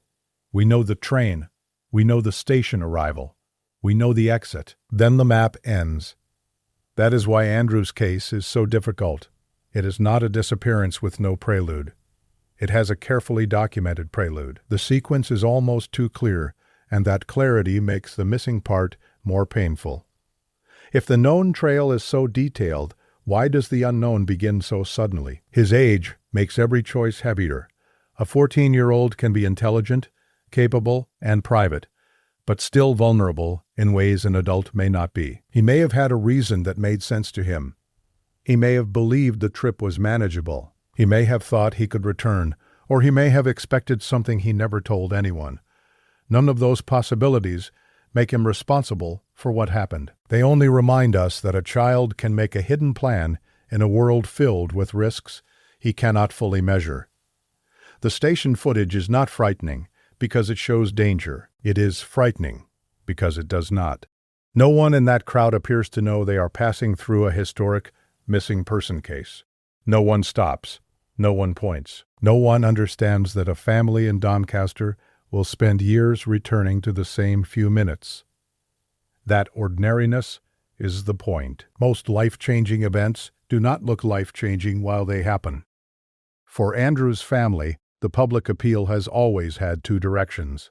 One direction looks backward to London on that day, to the train, the station, the streets, and anyone who might have seen him. The other direction looks forward, to the possibility that someone today may know an adult with a gap in his past, a distinctive ear, poor eyesight, deafness in one ear, a quiet history that does not quite begin where it should. That dual hope is emotionally difficult. It has to keep two possibilities alive, that he was harmed long ago, that he may still be alive somewhere. Each possibility hurts in a different way. One asks for recovery and truth. The other asks for recognition and return. And still the last confirmed image does not change. A boy leaves a station. The world has been asking where he went ever since. Lars Mittank's case transforms the meaning of an airport. Airports are places of controlled anxiety. Everyone is slightly watched. Everyone is being directed. Everyone is waiting to be processed by systems of identification and movement. Even stress inside an airport usually has a shape: missed flights, delayed bags, passport checks, security lines, medical concerns, announcements, gates. Lars's final footage breaks that shape. He does not simply miss a flight. He does not argue at a counter and leave through a normal route with his luggage. He leaves in a way that looks sudden, urgent, and stripped of ordinary travel logic. A traveler needs a passport. A traveler needs money. A traveler needs a phone. A traveler needs direction. The reports that he left crucial belongings behind make his movement feel less like a plan and more like escape. But escape from what remains the unanswered question. That is why this case has to be told with care. It is very easy to take the most dramatic interpretation and build the entire story around it. The problem is that the dramatic interpretation may not be the true one. Fear can be real even when the threat is misunderstood. A threat can be real even when the camera does not show it. Injury can alter judgment. Panic can compress the world into a single command: run. The camera captures the command. It does not capture the cause. Lars's path after the airport is also hard to imagine because his belongings stayed behind.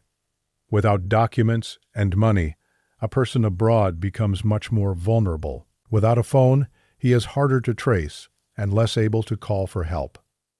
Without a clear destination, every possible route expands outward. Fields, roads, industrial areas, woods, strangers, vehicles, water, shelter, injury, crime, confusion. The world beyond the terminal becomes too large. The public often focuses on the fence because it feels like a cinematic boundary. On one side is the airport and the last confirmed footage. On the other side is the unknown. But the fence is not a symbol to Lars's family. It is part of the last route they know he took. That difference matters. For the internet, it is an image. For them, it is a loss. Brian Shaffer's case changes the meaning of nightlife. A bar at closing time is supposed to be chaotic but comprehensible. People leave in clusters. They call rides. They walk back to apartments. They spill into the street. Security clears the space. Staff close tabs, clean surfaces, lock doors. The night becomes morning through routine. Brian disappeared in that routine. The phrase "no clear footage of him leaving" has done more to shape the public imagination of his case than almost any other detail. It creates a box in the mind. If he did not leave on camera, where did he go? But the box may be less perfect than legend suggests. That is why the case should never depend on the claim that there was absolutely no physical way out. The stronger claim is more grounded and still troubling. Despite cameras, despite witnesses, despite a known last location in a busy area, the investigation did not produce the confirmed path that would explain his disappearance. That is enough. The bar does not need to be supernatural. It only needs to be incomplete. In Brian's story, there is also the problem of assumption. Friends thought he had left. That assumption is ordinary and human. Groups lose track of each other at night. A person says they will catch up. Someone steps away. Someone else thinks they went home. The problem is that in a disappearance, every casual assumption becomes part of a permanent timeline. The night itself becomes evidence. Dinner with family, drinks with friends, movements in and out of the bar, conversations, closing time, calls that did not come, plans that did not happen, a trip that was expected, a future that was interrupted. Like Jennifer, Andrew, and Lars, Brian was not initially known as a missing person to the strangers around him. He was just another young man in the nightlife of a university area. That anonymity is what cameras are supposed to overcome. Yet the surviving record did not overcome it enough, and so the case became one of the most repeated urban disappearance stories in the United States. A man went out for spring break. A camera placed him near the end of the night. Morning came without him. Corrie McKeague's case changes the meaning of industrial routine. A commercial waste collection is not usually part of a missing person story. It is background machinery. Trucks arrive before most people are awake. Bins are lifted. Weight is recorded. Routes continue. The town cleans itself while the day begins. In Corrie's case, that machinery became central. The official conclusion is horrifying, partly because it involves systems people rarely think about.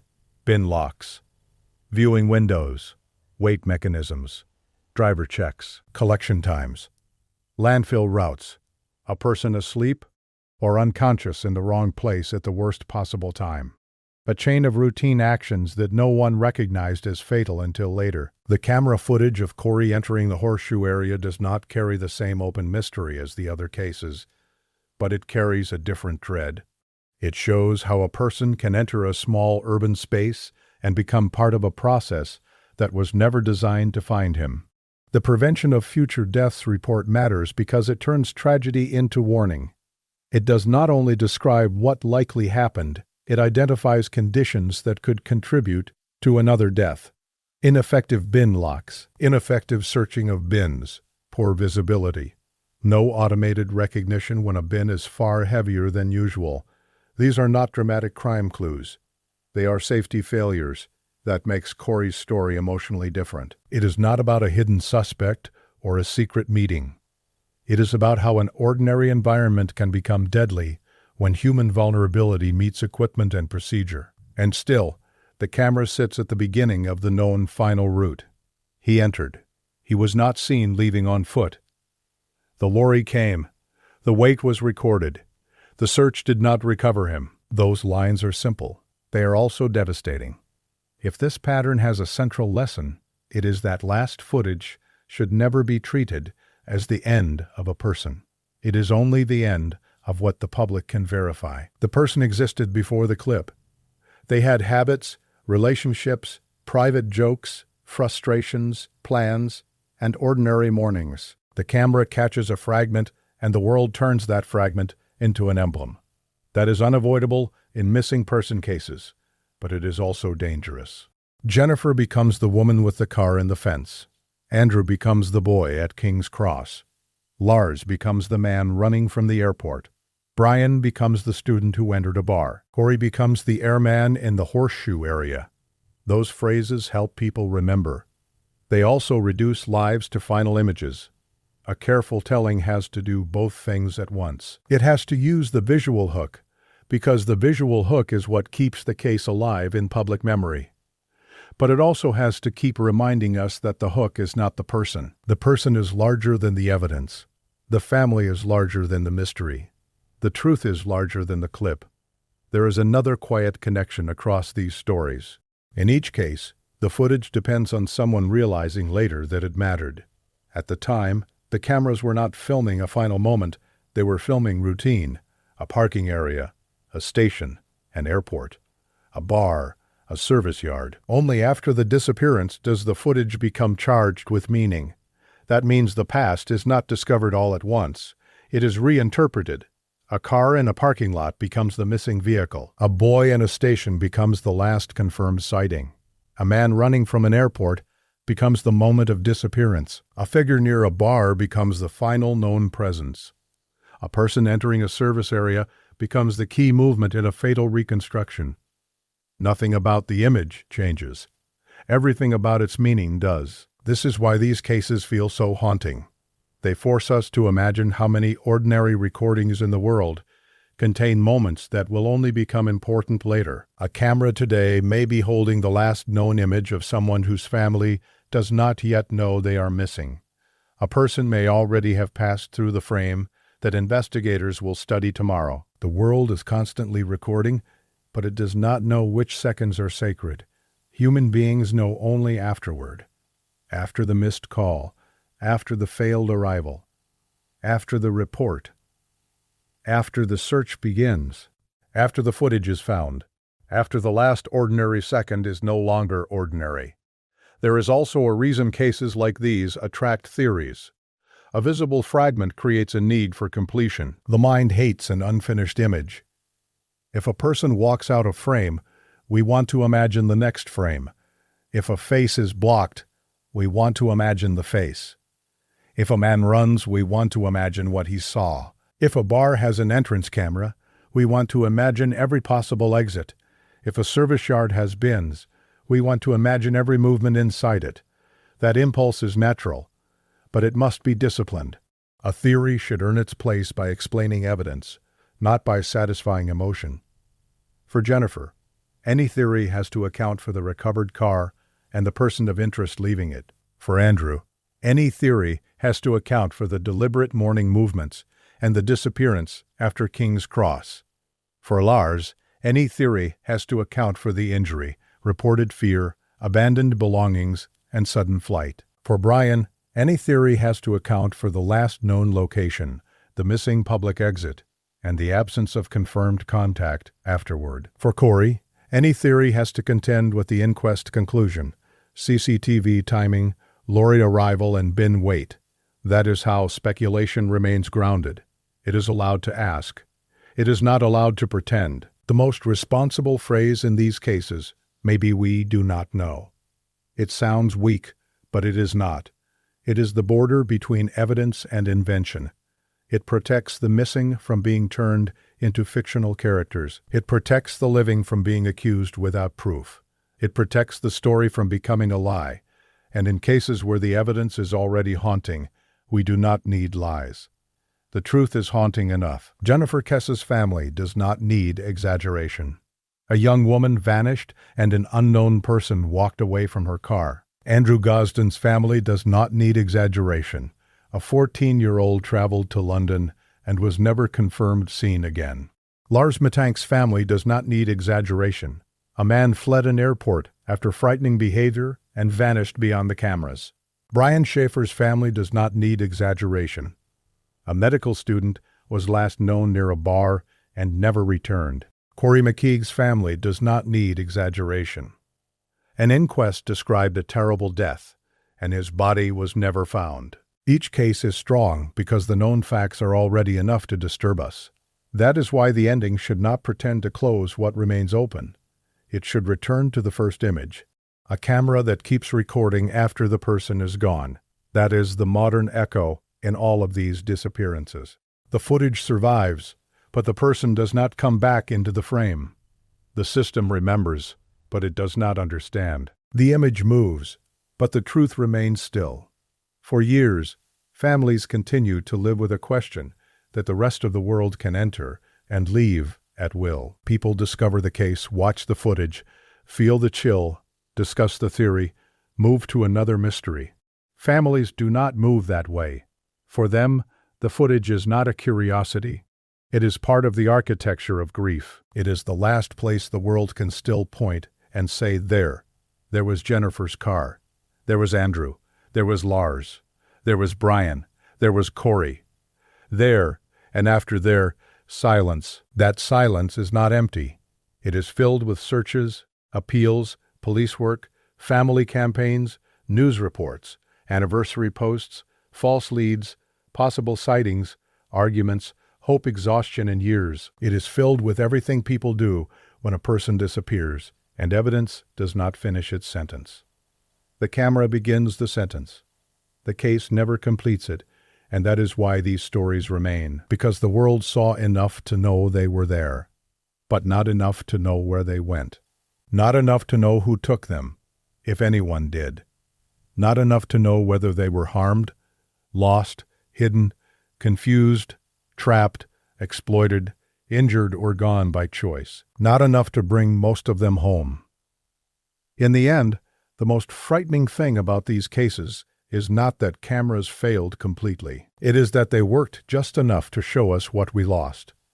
They caught the edge of the mystery. They did not catch the answer. That is where SilentEcho returns to the evidence. Not to solve what cannot be solved here, but to hold the facts in the right order and the right light. A woman vanished from Orlando, and her car was left behind by someone the camera could not identify. A boy traveled from Doncaster to London, and the last confirmed image placed him leaving King's Cross.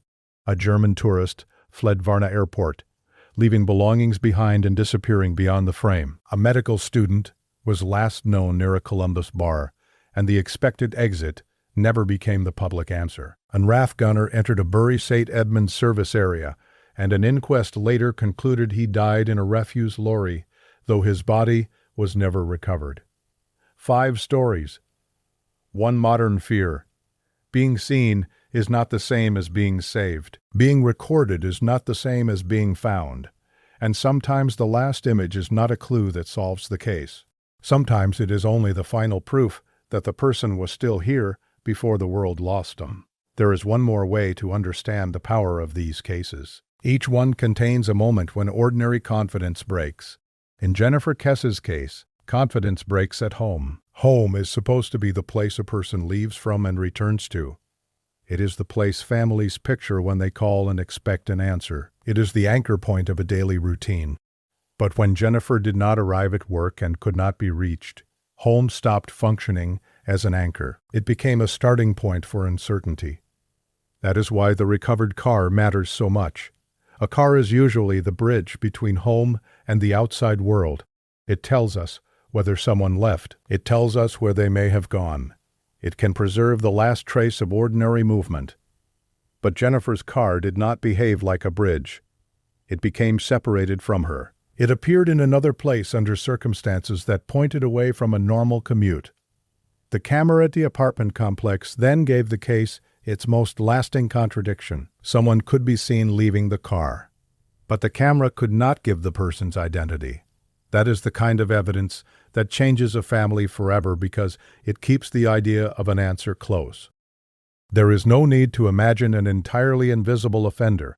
There is no need to imagine the car dissolving into nothing. The person existed in front of the lens. The body crossed through real space. The moment was captured, yet the name is missing. Imagine living with that, not with a total blank, but with a blurred outline that might represent the person who knows what happened. Imagine seeing the same walk, the same frame, the same obstruction, knowing that the difference between a face and no face may be the difference between answers and decades of searching. That is why Jennifer's case belongs near the beginning of this pattern. It teaches how cruel partial evidence can be. The same cruelty appears in Andrew Gosden's case, but in a quieter form. His timeline is almost too orderly. A school morning, a pause in a park, a return home, a change of clothes, a walk to the station, a bank withdrawal, a ticket, a train, a station exit. It has the rhythm of intention. But intention without explanation can be just as frightening as chaos. The fact that Andrew was seen at several points does not weaken the mystery. It strengthens it. Each confirmed step removes one kind of uncertainty and reveals a deeper one. He did not vanish from his bedroom. He did not vanish on the way to the local bus stop. He reached London. The biggest question is not whether he traveled. The biggest question is why the confirmed trail ends after he arrived. In that way, Andrew's case is the mirror image of many wilderness disappearances. In the wilderness, searchers often have too much area and too little proof of route. With Andrew, there is a clear route into one of the largest cities in Europe. The problem is not emptiness. The problem is density. Too many people. Too many streets. Too many cameras that may not have been preserved. Too many possibilities after 11:25. A forest can hide a person with distance and terrain. A city can hide a person with movement and anonymity. That is the urban fear at the center of Andrew's disappearance.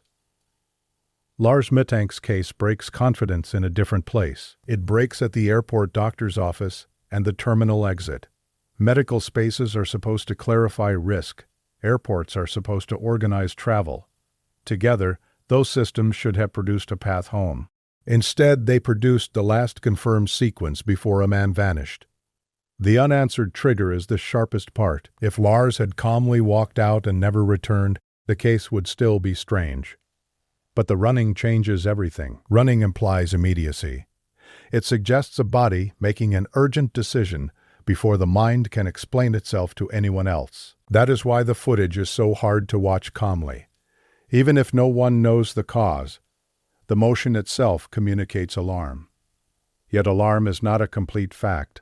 Alarm is a signal. It tells us something was wrong, or that Lars believed something was wrong, or that his body and mind were reacting to something we cannot see.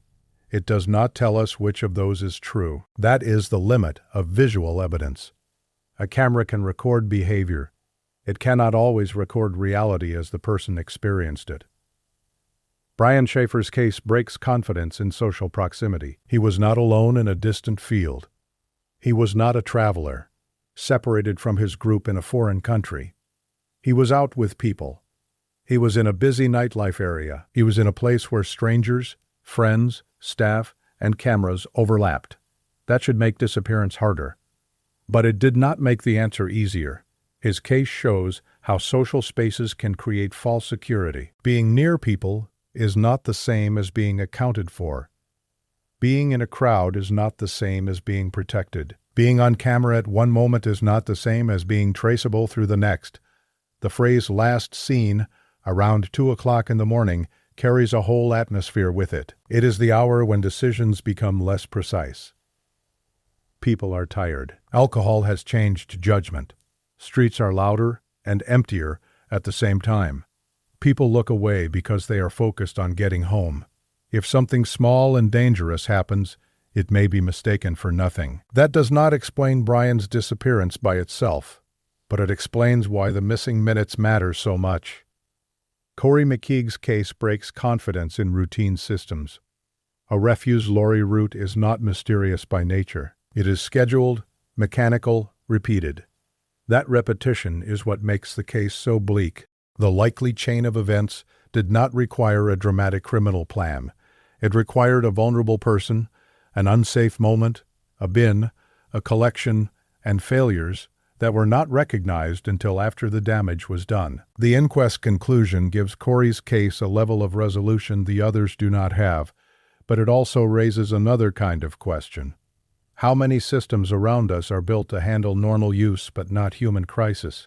How many objects in cities become dangerous when a drunk, tired, injured, or confused person interacts with them in an unexpected way? How many routines continue because nobody sees the vulnerable person inside them? That is why this case belongs beside the others, despite being different. It expands the meaning of being caught on camera. The image does not always point to an offender. Sometimes it points to a fatal environment. The camera does not judge. It only shows entry. The rest has to be reconstructed. Across all of these cases, the first search or first response is shaped by uncertainty. That is another important pattern. Nobody begins with the full story. Jennifer's family begins with missed contact and a missing workday. Andrew's family begins with a child who did not come home and a school absence that was not properly understood at first. Lars's family begins with frightening calls and then distance. Brian's friends and family begin with assumptions about a night out that turn into alarm. Corrie's colleagues begin with failure to report for work after a weekend. In every case, time is lost to ordinary interpretation. Maybe she is delayed. Maybe he went somewhere. Maybe the phone is dead. Maybe he left with someone. Maybe he will call. Maybe it is nothing. Those maybes are not failures of love. They are how life works before people know they are inside a crisis. The cruelty of disappearance is that it punishes normal assumptions. It turns every reasonable delay into a future regret. It makes families ask why they did not know sooner, why they did not act faster, why the world did not announce the danger clearly. But the world rarely announces danger clearly. It records it quietly, then someone has to find the recording. That is why footage enters these cases with such emotional force. It appears to restore lost time. It says, here is what happened at this minute. Here is where they were. Here is the person. Here is the car. Here is the route. But restored time is not the same as recovered truth. The footage becomes one piece in a larger search that may still fail. There is also the problem of scale. The moments that matter are tiny compared to the spaces around them. Jennifer's car in one apartment complex within a large city. Andrew's exit from one station into London. Lars crossing one airport boundary into open land. Brian near one bar in a complex filled with exits, rooms, and people. Corrie entering one service area connected to a waste route that extended far beyond the town. Each case begins with a point. The investigation has to turn that point into an area. Then the area expands. Streets, roads, landfills, fields, transit systems, apartment complexes, construction spaces, waterways, hospitals, shelters, records, memories. The point is clear. The area is not. This expansion from point to area is where many cases become difficult to explain in a single sentence. The hook is simple, but the investigation is not. That is why a long-form treatment works better than a short summary. It allows the story to move from the clean visual contradiction into the messy reality of search. Where should searchers look after a car is found 1 mile from home. Where should police look after a boy leaves a major station? Where should authorities look after a man runs from an airport into open ground without documents? Where should investigators look after a student disappears from a nightlife complex? Where should a landfill search begin when waste has already moved through industrial systems? The camera gives the first answer. The search reveals how incomplete it is. Another shared element is the way each case contains a question about choice. Did Jennifer choose any part of what happened after her last known contact, or was control taken from her? Did Andrew choose London for a reason known only to him, or was that choice shaped by someone else? Did Lars choose to run because of something real, something perceived, or something happening inside him? Did Brian choose to leave by an unusual route, or did something happen before choice mattered? Did Corrie choose to enter a bin as a place to sleep or hide, impaired by alcohol, without understanding the danger? Choice is central because it changes how people interpret the missing. But in unresolved cases, choice is often the hardest thing to prove. A route can be documented. A ticket can be purchased. A person can run. A car can be moved. A door can be entered. None of those actions automatically reveal the state of mind behind them. That is why the simplest sounding theories can be fragile. He wanted to disappear. She was abducted. He was being chased. He slipped away. He climbed inside. Each sentence may contain a possibility, but unless the evidence supports it, the sentence is not an answer. The camera records action. It does not always record agency. That distinction is especially important with Andrew and Lars. Andrew's movements can look planned. Lars's movements can look panicked. But planned movement does not reveal the plan, and panicked movement does not reveal the cause of panic. The same is true of the person near Jennifer's car. A calm walk away from the Malibu may look controlled, but the camera cannot tell us whether that person was the main offender, an accomplice, someone following instructions, someone trying to avoid attention, or someone whose role public evidence has not fully explained. With Brian, an absent exit image can suggest mystery, but it cannot prove that he never left. It proves only that the public known footage did not resolve his exit. With Corrie, absence from later CCTV helped support the conclusion that he did not leave the horseshoe area on foot, but the exact unseen moments remained beyond the lens. This is why the best ending to these stories is not certainty where certainty does not exist. The best ending is a return to the boundary between seen and unseen, known and unknown, evidence and interpretation, hope and grief. In the lives of the missing, that boundary was crossed once. In the lives of their families, it is crossed every day. Every new tip crosses it. Every anniversary crosses it. Every replay of the footage crosses it. Every person who thinks they recognize a detail crosses it. And still, for most of these cases, the boundary holds. The footage remains on one side, the answer remains on the other. That is why the silence after the frame is so loud. It contains all the things a camera cannot say. It cannot say whether Jennifer knew the person who moved her car. It cannot say whether Andrew expected to return. It cannot say whether Lars saw something, believed something, or suffered something that made him flee. It cannot say whether Brian left by a missed route, met someone, had an accident, or was harmed. It cannot say where Corrie rests. A camera can hold light. It cannot hold all truth. And in these cases, that is the difference between evidence and answer. The final lesson is not that cameras are useless. They are not.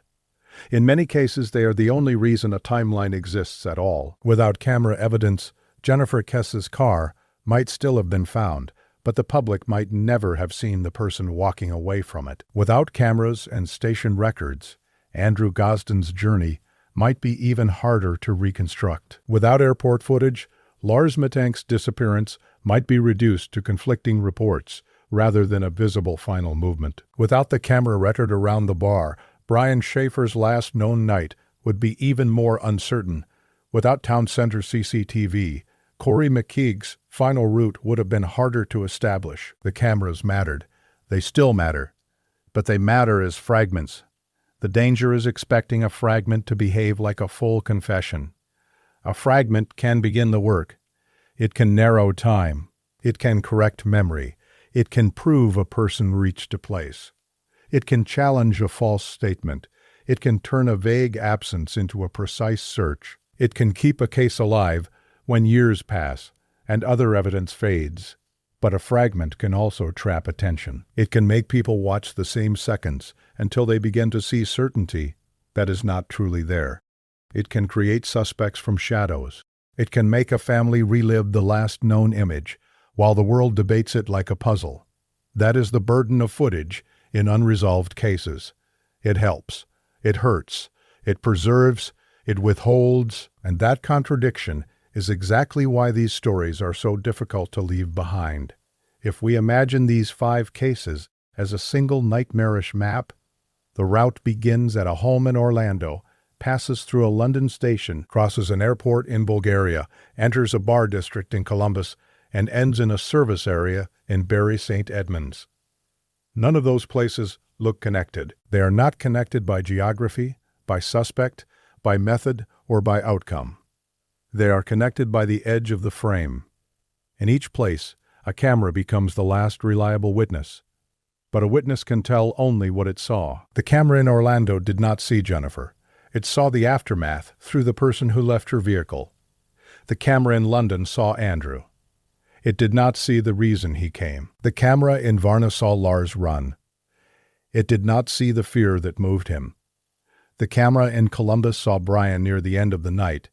It did not provide the final route. The camera in Bury St. Edmunds saw Corrie enter the area. It did not show the full fatal sequence. That is what makes a camera such a strange witness. It is honest within its limits. It does not forget. It does not lie on purpose. But it is narrow, mechanical, and blind to everything outside its angle. It can be the most reliable witness and still be incomplete. That incompleteness becomes the haunting, because the human mind cannot stop asking for the next angle. What if there had been one more camera across from the fence? What if another King's Cross camera had been saved and found? What if the airport had tracked Lars beyond the perimeter? What if the bar footage had captured every service route clearly? What if the horseshoe area had been covered inside every blind spot? Those what-ifs are painful because they are realistic. They do not ask for miracles. They ask for slightly better evidence. A few more seconds, a wider lens, a saved file, a clearer face, a checked bin, a preserved tape. Sometimes the distance between mystery and answer is not vast.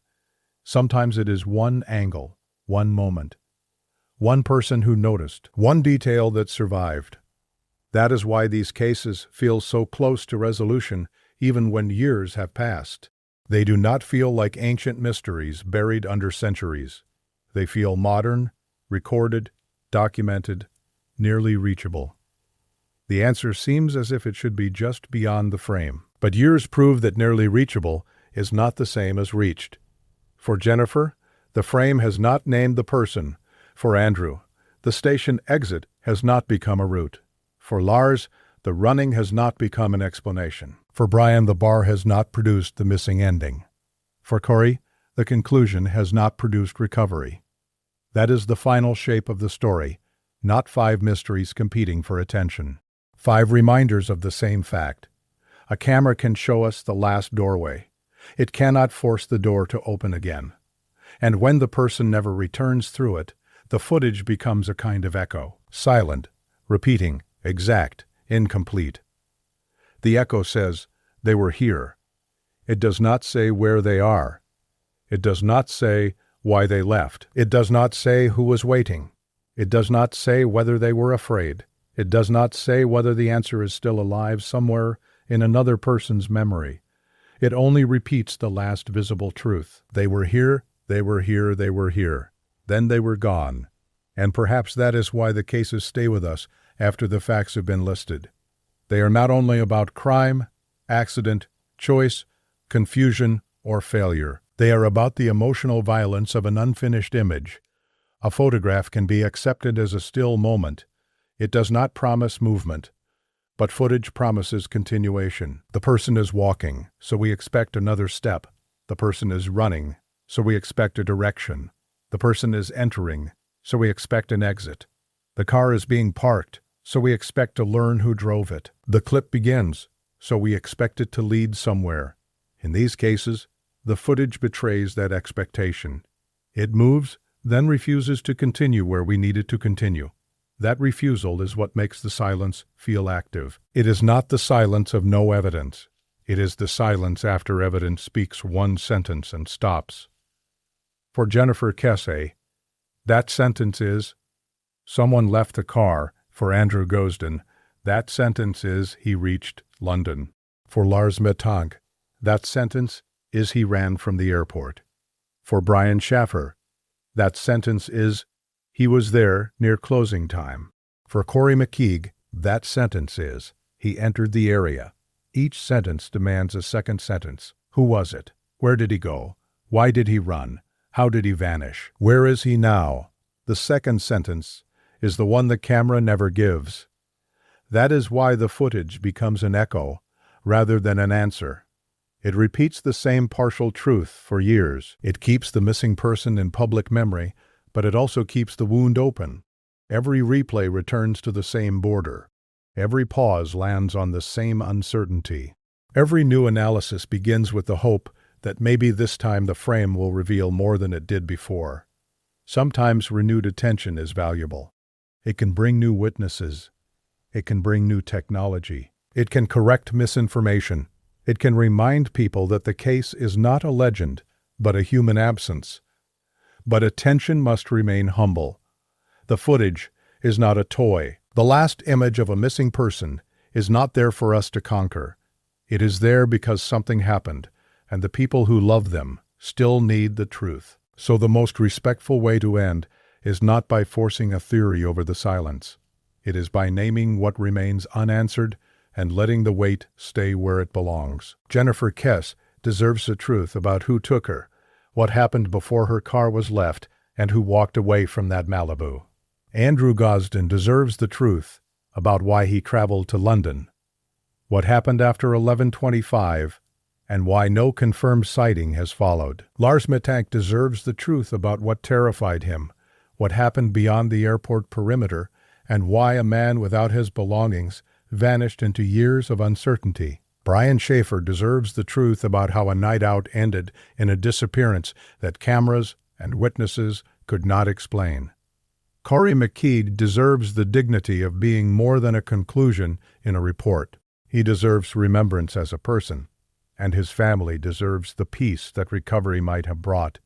These are not characters in a mystery. They are missing sons, daughters, brothers, friends, and partners. The footage is only the doorway through which the public came to know their stories. The real story is the absence left behind. That absence is what survives after every theory has been weighed. It survives after the first searches, after the anniversaries, after the articles, after the interviews, after the online debates, and after the footage has been watched so many times that every movement feels familiar. Familiarity does not make the image less painful. Sometimes it makes it worse, because the more familiar the last image becomes, the more unnatural the missing answer feels. A complete recording would move from presence to explanation. These recordings move from presence to uncertainty. They give a beginning, but not the middle. They give a threshold, but not the room beyond it. They show the world at the exact point where the person was still visible, and then they leave everyone else to live with what the camera could not see. That is the reason these cases deserve patience. They cannot be rushed into neat endings. They have to be held carefully, with the facts separated from the theories and the human beings, separated from the mythology that grows around them. The footage may be famous. The mystery may be unforgettable. But the center of every case is still a person who never came home in the way their family needed. If you are watching this on SilentEcho, leave your thoughts in the comments. Which case do you think still has the strongest chance of being answered? And which detail do you believe matters most? Subscribe to the channel, leave a like if you want more investigations like this, and stay with us for the next story, where another ordinary place becomes the beginning of a disappearance no one has been able to explain.